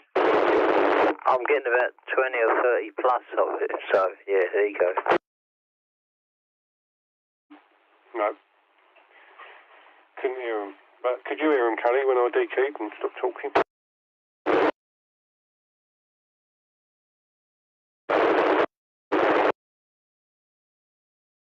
I'm very clear, James. Oh, good. Well done, Dave. What were they saying? Well, having some soldering done, he's got to get somebody else to do it for him. Bulbs? Soldering. Oh, soldering. Blimey. I've got a new battery soldering iron. What slots onto the D-wall battery? Well, that's a bit posh, isn't it? I've got a gas one. That's great, that is. Well, I've got a couple of gas, like the pen ones, but the trouble is, if you don't use them from one week to the next, they run out of gas. And then you have to find some gas to put in it and all that. So I saw these, you can get them for all sorts of power tools, no matter, D-Walk, Makita or whatever. And literally, it just slides onto the battery. And I was just thinking it would be a good thing, but only, I don't know, 17 quid or something. I just figured it would be quite handy if you want to do any soldering in the car or anything like that, That's it, James, that's it, yeah. Ideal for that, isn't it? I heard him say something about the A227.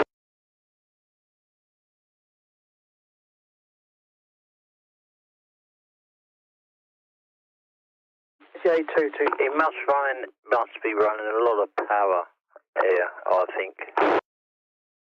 227's route and mode, Dave. I can't hear the other one, but yeah, he's loud.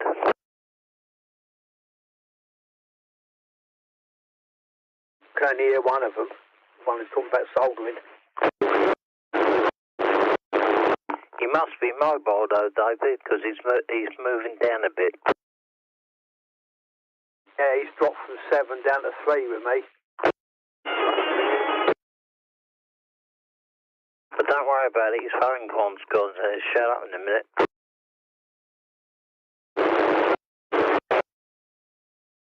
We were on here all the time. You came out.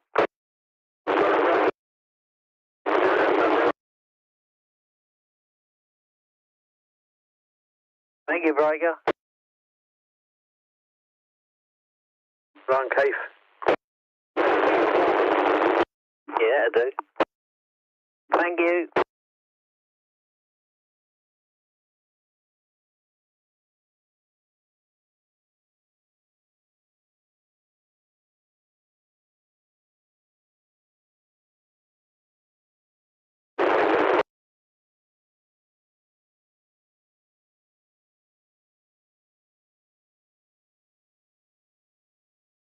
Right, I'm back.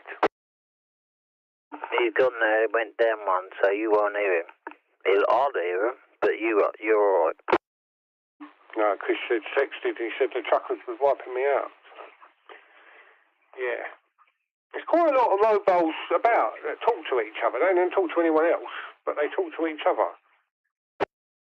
They do, yeah. Once upon a time, it used to be just on channel 21 and 6, but now they're all over the place.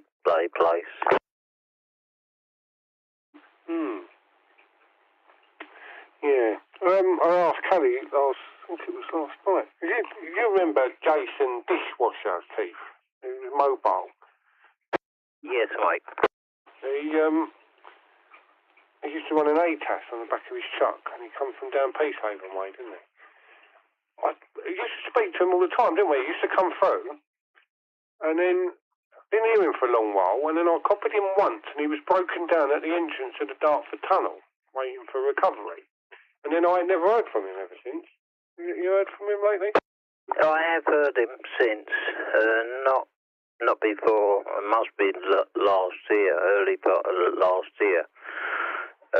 And you're right, because Howard comes from that way, and he used to come up to, what do you call it, the Woodyard Scott line or something, I think.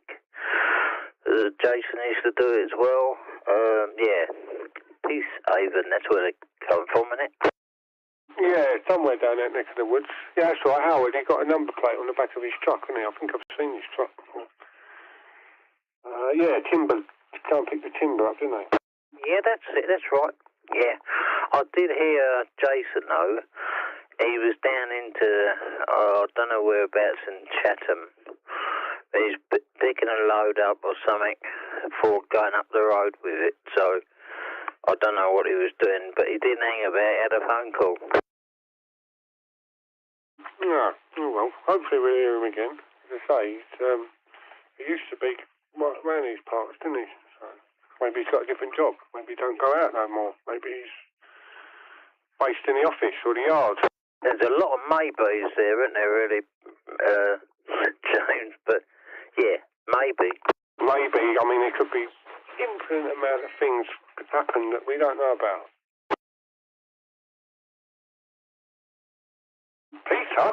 Hello? Well, you got good hearing, Kelly. How did you know he was there? Oh, blimey. Hello, Peter. Hello, James. Hello, Callie, who's there, and Keith. That came too quick, Callie, but you called him. Slight pause there, just in case anyone was trying to get in on the side. Oh, you got Dave at Walderslade as well, Peter.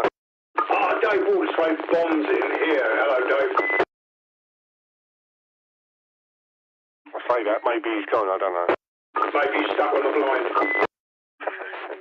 You mean Blind Dave? Yeah. And back. How did you see your way to get your way back, Dave? I use my dog. Is he the one that does the driving? Does. There we go. There we go. Afternoon, Pete. Hello, Dave. I've got your lead, mate. I've got your lead. Blind dog lead? Yeah, forget that one. Oh, dear, oh, dear. Oh, Johnny's. Hello, Peter. I went to Tesco this morning, Gillingham, and it was still on offer, so I grabbed a bowl. We were going to say the diesel was on offer. I was going to nip up there and get some, but obviously you're talking about Baileys. Mind you, you'd probably run the Landy off a bit of Baileys, couldn't you? Talk that in there. No. Cooking oil, mate.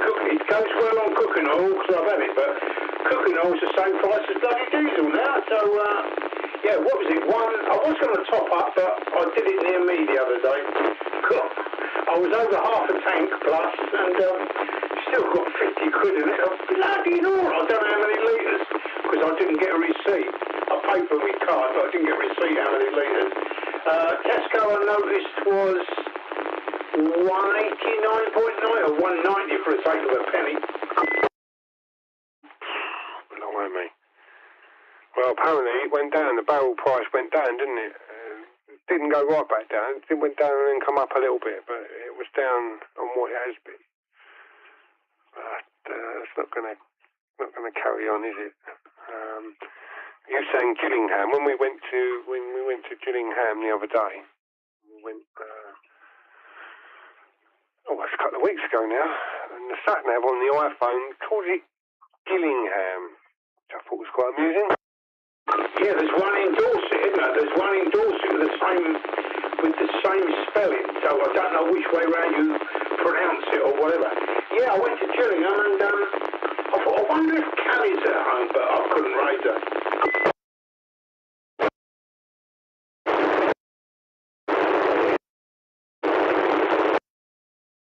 Yeah, I thought Callie might have had the kettle on, but there was no sign of her, James.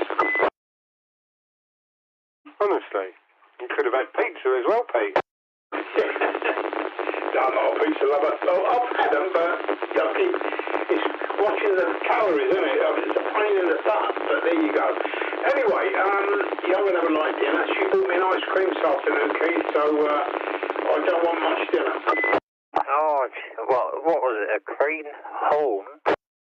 It was a cornet with a flake in it. She said, do you want ice cream? I said, well, it is winter, but go on then, not to. But I was apprehensive, but I did, Mucker, I did.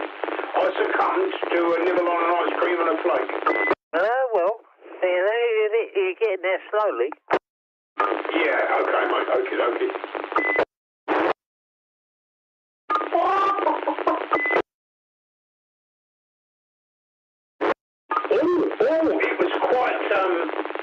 It was quite active.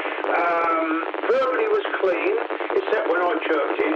I'll quickly get my funny in, because after it was on about who gave permission for the trees and all that, what proof you got, the Forestry Commission, was involved and whatever. And it got a bit, the chairperson was a little bit abrupt because he's been questioned, but there you go. So anyway, something else cropped up about the grass being cut, and the other person who asked about the grass was the church warden.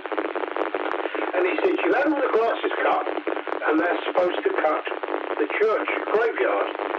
And it's not been done. It's not been done for ages. And he said, when are they going to do it? He said, I don't know. I'll have to get on to the bloke who does it. And but he's away for the next 10 days. Blah, blah, blah.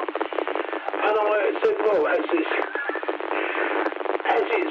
you're having trouble getting the churchyard cut and that, and these blokes away, it must be due to skeleton staff. LOL, graveyard. I thought one of the people sitting on the chair wasn't too impressed.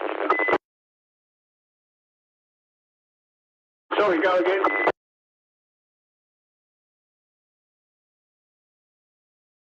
With your, what was then something jokes, she said.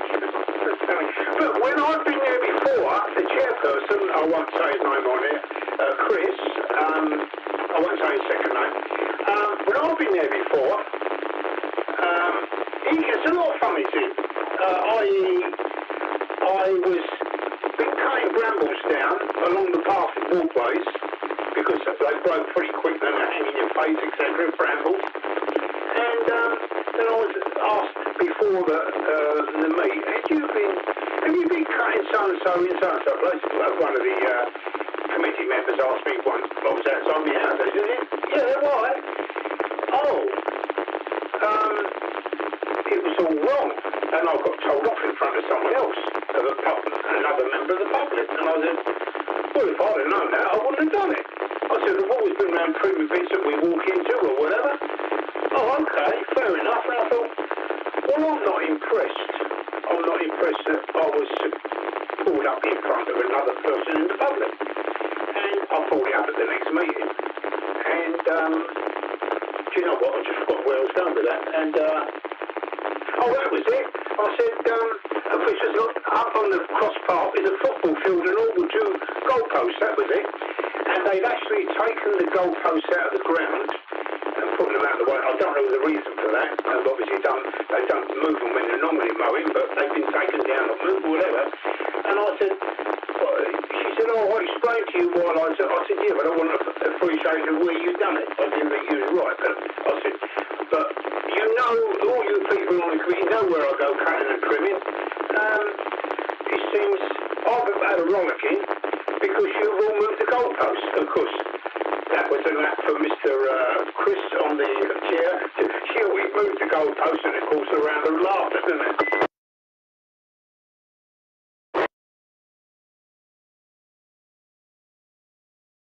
No, it didn't. I've had them in the churchyard before. They've been around, go to spec trees around the churchyard, and this is a year or so ago, going to the committee, the parish council or someone were going to meet around the churchyard, look at the trees, da-da-da-da-da.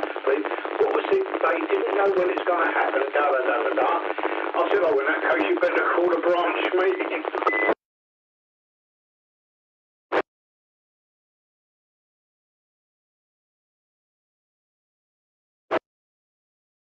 Yeah, one of the ladies, Jean, said to me, you ought to join. When I ranted about something, we had a lot of waste. There's a block of privately owned, and then they chuckle their rubbish out, the foxes get out of it, it's all like a shithole to put it totally bluntly. Excuse my English, and I was ranting on about that, and one of the Jean who lives, but she's a committee member, oh no, you ought to join the committee with us, but I thought, no, shut up. I'd have too much to say at the wrong time.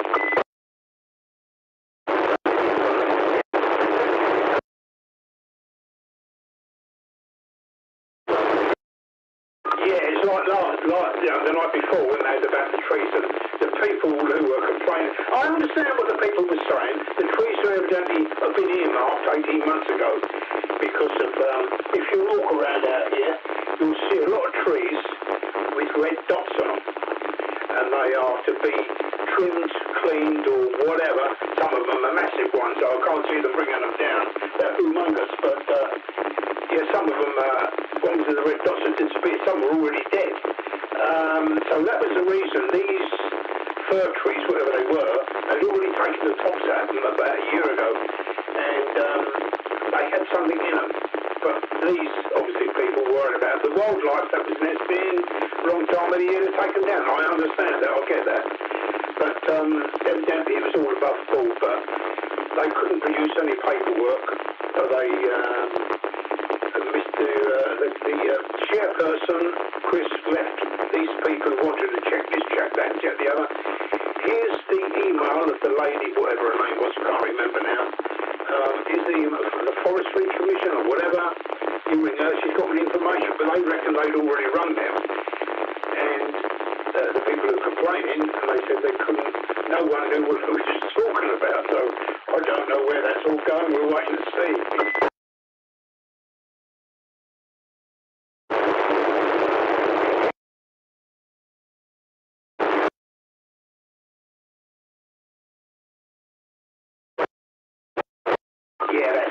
Yeah, went there to enjoy it, but since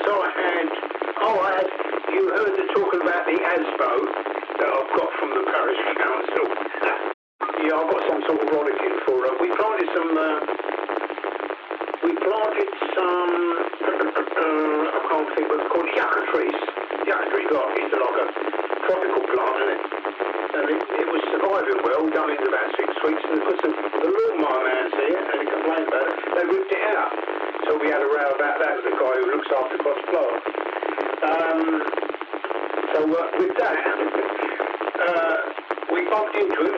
Corey said to him, "You ripped my tree out," blah, blah, blah. And he said, "Yeah, the lawnmower man come round, it was in the way. I had 2 stakes in the way, so it couldn't be chopped." And you were talking a load of bollocks, excuse my English, but within 24 hours, who said that? Through my door, issuing me with some sort of written. No, I ain't got a clue what. Threatening with disturbing hedgehogs and badgers.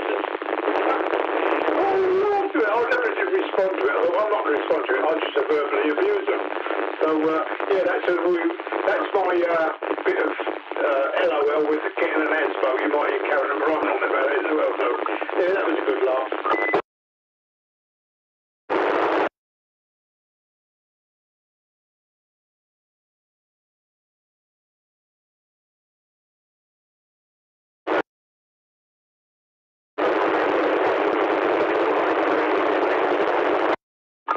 Try to keep away from that. I do like an ice cream, but trying to keep the sugar levels down is a struggle. So I'm not sure. Looking forward to Sunday, the Sunday net. Hopefully conditions are good and we hear young Billy.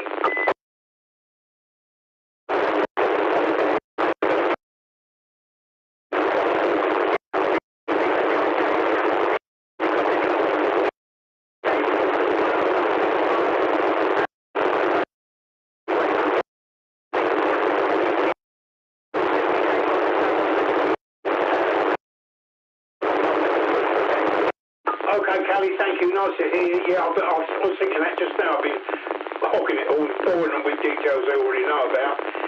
Okie dokie, I'll go back to James, hoping he's got a couple of kilowatt. He'll be running. Will you be running a couple of kilowatts on Sunday, James? LOL. In answer to your question, Peter, no, because I have not got that much power. Was there a break on the side, just quickly, before I go back to Pete? Oh, no, he was. He come in loud, didn't he? But they're not saying anything. Maybe it's an earwigger, Keith. Maybe it's an earwigger. But yes, no, Peter, no. I might put the big area up. I mean, that's got to count for something, can it?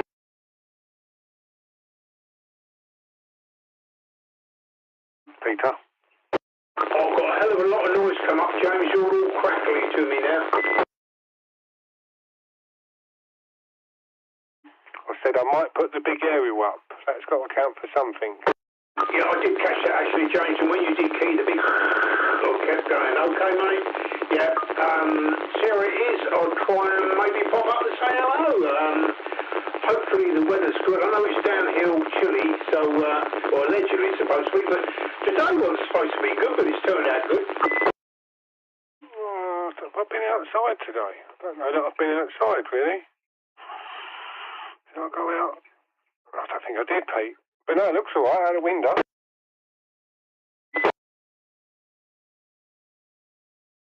That turned me squelch up, Pete. Get rid of the noise. Okay, I'm going to go quiet. I'm going to find something to nibble on. I don't want a dinner, but I'm going to have something easy. Okay, Peter, will you enjoy something easy? I'm going to kill our tea now. And it will be Din-Din's time soon. Sausage and chips. Oh, right. Yeah. Chips sounds nice, but I don't know what with. Okay. I'll leave it on, but I'm going to go downstairs and prep something, find something, search a freezer, or something, or go and knock the neighbour up. Have you got anything I can eat? LOL. Nice to speak to Callie, Keithy Boy, and Dave out there. I'll leave it on in case I hear back and cack later. I'm sure he won't abuse me, or both of them will. Laters! Hi, Pete. What the best? You're a mucker. Been a pucker mucker? Yes, okay, yeah, I nearly said some naughty bits, Keith, but I'll keep it clean. Laters! Yeah, I ain't said it yet a bad at all, so I don't know what's wrong with me, but there you go. Okay, mate, laters! Are you going as well, Callie, then?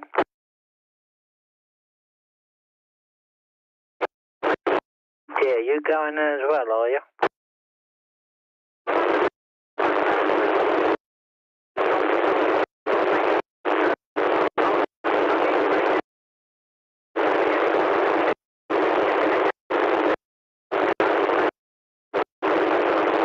Yeah, I'll catch you later then. I'll do the same.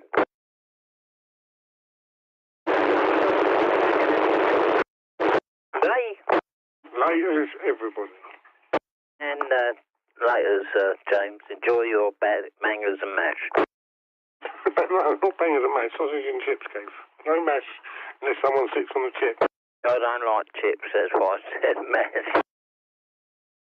Fair enough. Right, later, Kelly, Dave, anyone else listening? Any earwiggers that are in earwig mode? Later.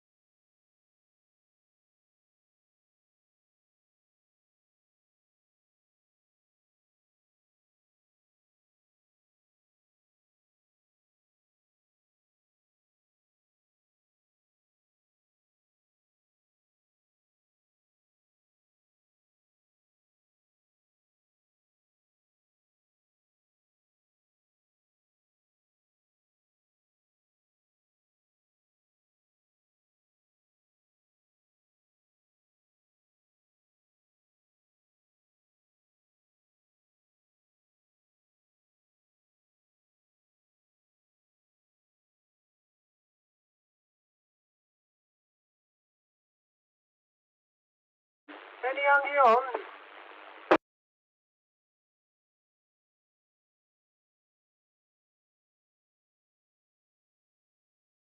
Welcome home, Scotty. Go again, that station, I couldn't quite hear you. Welcome home, Scotty. Not so much a poet's day for you today. Ah, John, I hope you're well.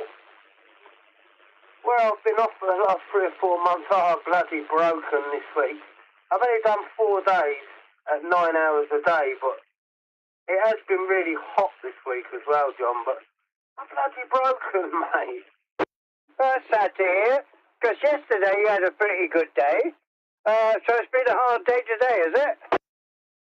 Always a hard day, every day I work. I outwork most people half my age.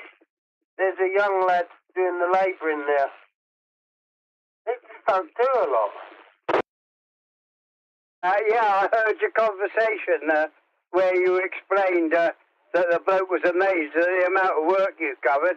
The others were standing around having a fag all day. Yeah, so I thought, why not? I'm going to play on my phone a little bit today. Yeah, stopped and made a few phone calls and stuff. But yeah. Sorry, John, I'm in the middle of eating shepherd's pie. Well, I'll let you get on with it because I'm about to get mine delivered. Lovely jubbly, John. You enjoy your din-dins. Well, we'll catch up soon, John. You take care, fella. You too. Yummy yum yums. Bye. 10-4, 7-3 for the meanwhile.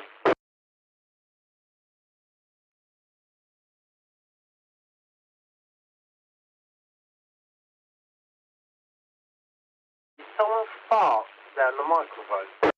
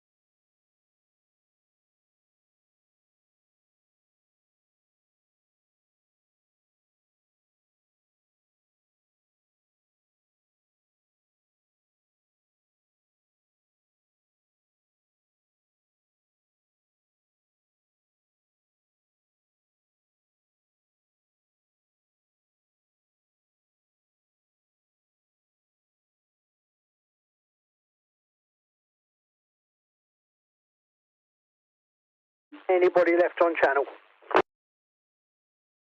No. Be a talk, Keith, just yourself. Well, no, I'm not really. I'm actually just here weekend. But hello, Dave. I always talk to you, mate. Thank you very much. I've still got a pink shirt, you know. Yeah, but you know, you're a gentle guy. You know. You know, it's you. You know what I mean? A nice guy. And me, mate. You either like me or don't. That's it. Yeah. Well, I've always liked you, Dave. So you're one of the better ones, yeah. That's it. Yeah, you got to try your best, don't you, mate? You got to try your best.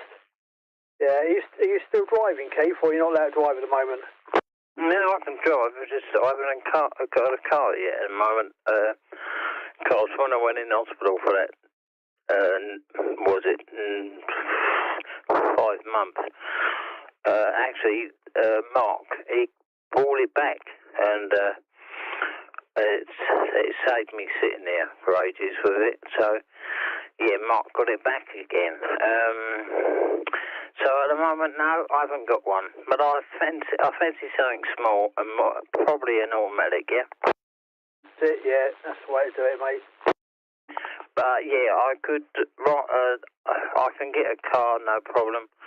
I don't have to do a retest or anything like that. It's a month after it happened, you know, the stroke. But if you had an heart attack, it's kind of completely different. But no, I've just not got around to it yet, mate. My mate had a stroke, and they let him drive within a couple of weeks. Yeah, I've got no problem. Everything's working good. But of course, when it kind of happened, I couldn't really walk. I had to learn to walk again and get all my bits and pieces working again. It's just I'm gonna say in a minute I'll get really, really annoyed getting my words together. That's the problem I have. I mean, in a couple of months it'll be nearly a year. Wow. Yeah, where does time go? It's mad, isn't it? Like my granddaughter, she's 10 and a half months, and it seems like yesterday when she came along. Yeah, I know, mate. It's weird, but after I went to that stroke unit and started to talk more, you know, and, yeah, it's come along okay, you know. I actually can do a DX to somebody now without getting too tongue-tied. If I say everything slower, I'm okay, mate. It's not going to be perfect, but Mick, I think Mike in Onga, he said he had 2 years on his one. He sounds all right, so if it's going to take another year, it's going to take another year, Dave, yeah? Mate, yeah, just take one day at a time, and gradually you'll be back to normal. But there we go. Right, I'm going to get back in, Keith. It's getting chilly out here. Yeah, at least I ain't lost a human, mate. I've still got all my memories, so take care, Dave. All the best. Speak soon, Keith. Take care, mate. Tell them, mate.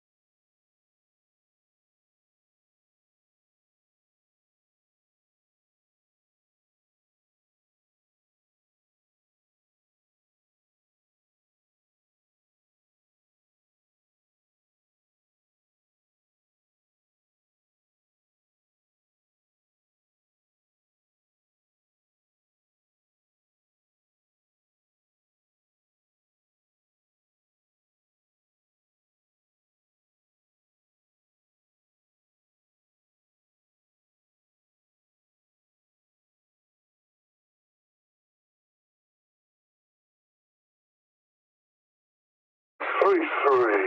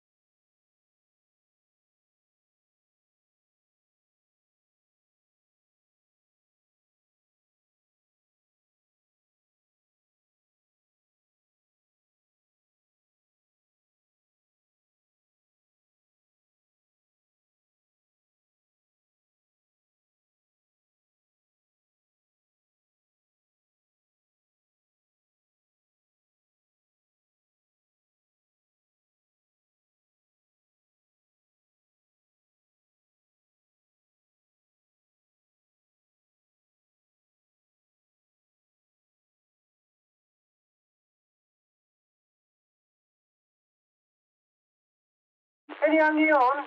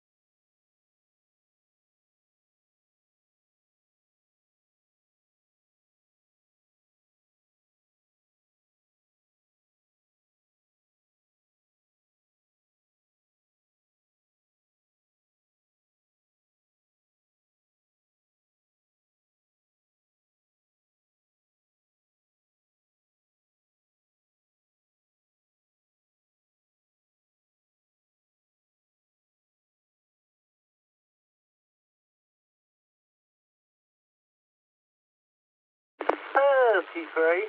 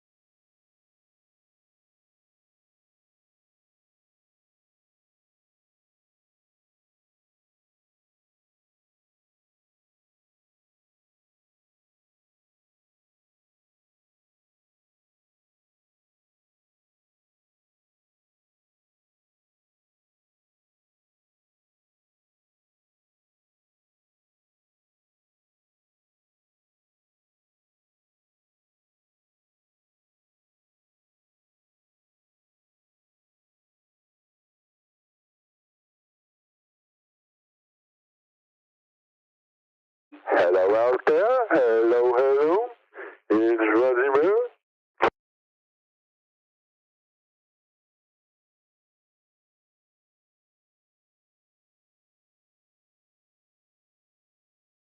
Any youngie on?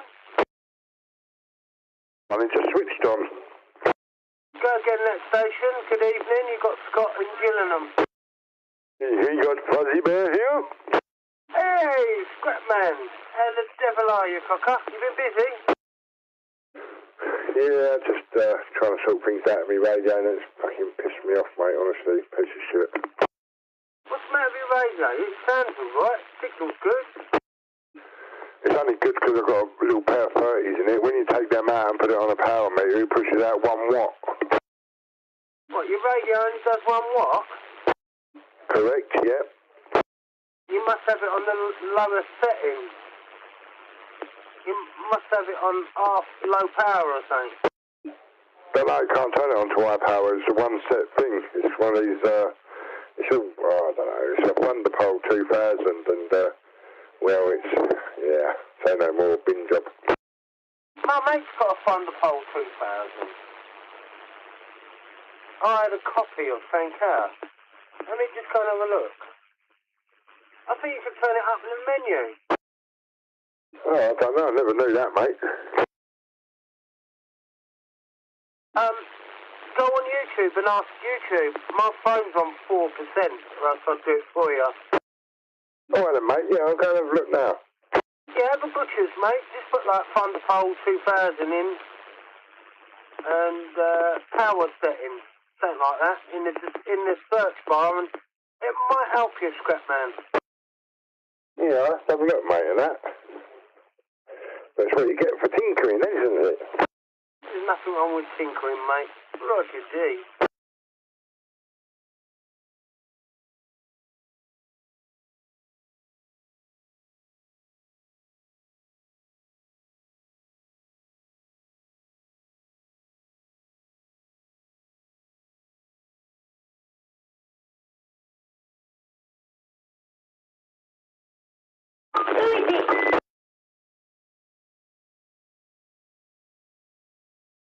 Is that you, Mr. Peter?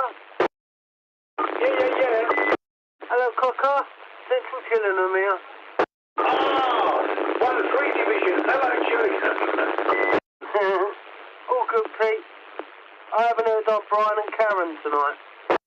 No, left it on. Oh, just been having brunch and I thought I heard your voice. I thought I'd pop up and say hello. I'm going to switch it off in a minute, but yeah. Hello, Scott. Hope you have a good day, mate. Roger D, mate. It wasn't so hot today with the old weather. But I've done a good job today, mate. I'm waiting on phone calls next week to see if they would need me back. I've done 4 days this week. 4 good grafting days. Well done, mate. Well done. Just thinking that bit of tax. You're supporting my favourite boat people. Yeah, I know. Yeah, 20% out your wages. They take 20% off of you every week. I see on the news that money they I forgot what I was going to say. Like the pension and all the things people are sick. I'm trying to think of what's the bloody word for the benefits. Benefits has outstripped the income tax or taxes that come in VAT and whatever. Is outstripped benefits that outstripped the going out are more than the tax that is coming in from tax from wherever. Yeah, it's crazy. Crazy, mate. Absolute crazy. I imagine there'll be a few of us on tomorrow throughout the day. Yeah, I'm not sure my plan of action. I think I want to lay in tomorrow. Keep waking up early because it gets bright early, but I think I'm going to work, somehow have a lay in. Won't be that late, but yeah, I'll do the lay, mate.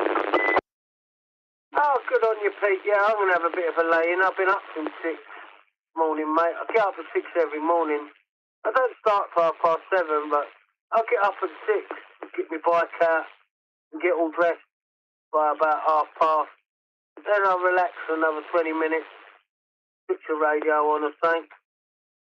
Give the missus a kiss on the head and cheers and beers, and I'm off to work.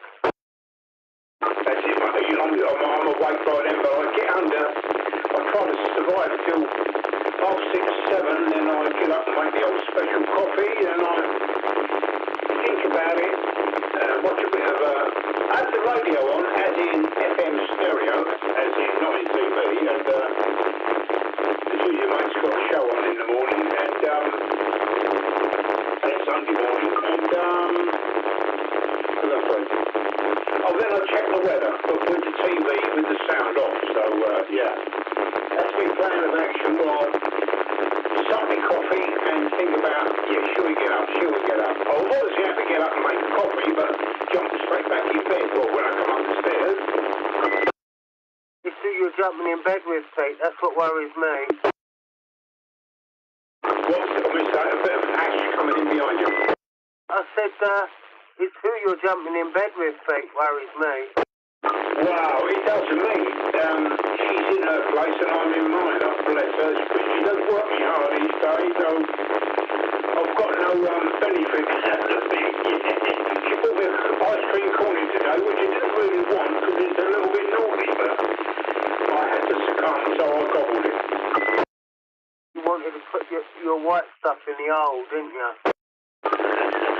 Up your nose and yeah.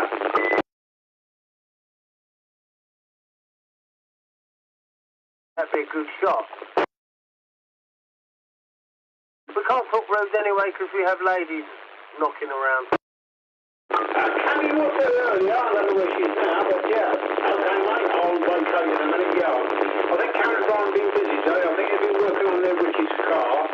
And obviously he's making a little garage to get that quad in so he don't get nicked. Know the feeling, mate. I've got to go out and put my bike in the garden. If it ain't been rode on the Great Lions at the moment, because I haven't checked it for an hour. And I've left the keys in it. That could be in a different part of the country by now. Yeah, be careful, mate, be careful. Okay, mate, I'm going to go to TRT, I'm going to shut off and go and check a bit of telly. Roger, there was a scrap man from Strood on before you come on, mate. But I'm going to wait and see if he's still about. Take care, Pete. All the best, man. I'll catch you weekend. Cheers, Scott. 73, mate. Catch up with you later. 73, Pete. Ciao, ciao. Mr. Scrapman, are you monitoring?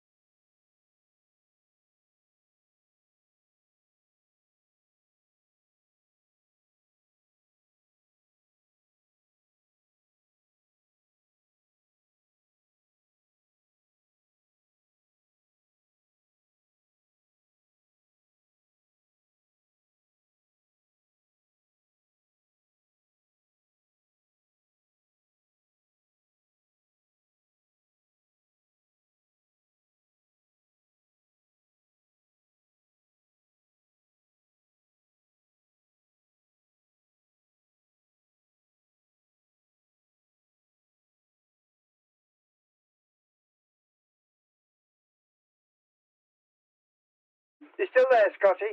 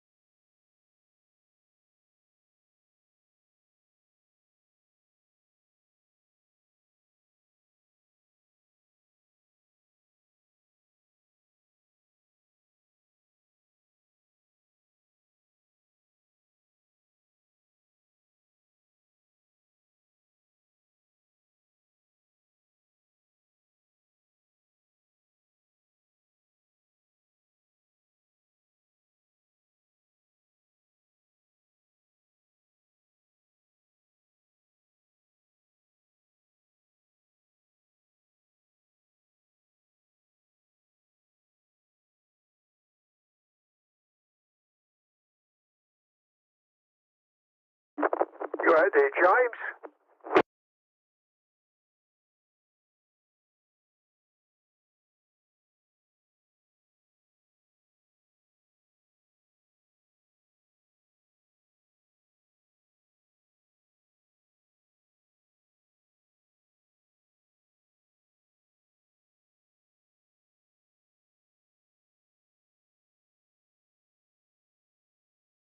David Walderslade. You copy?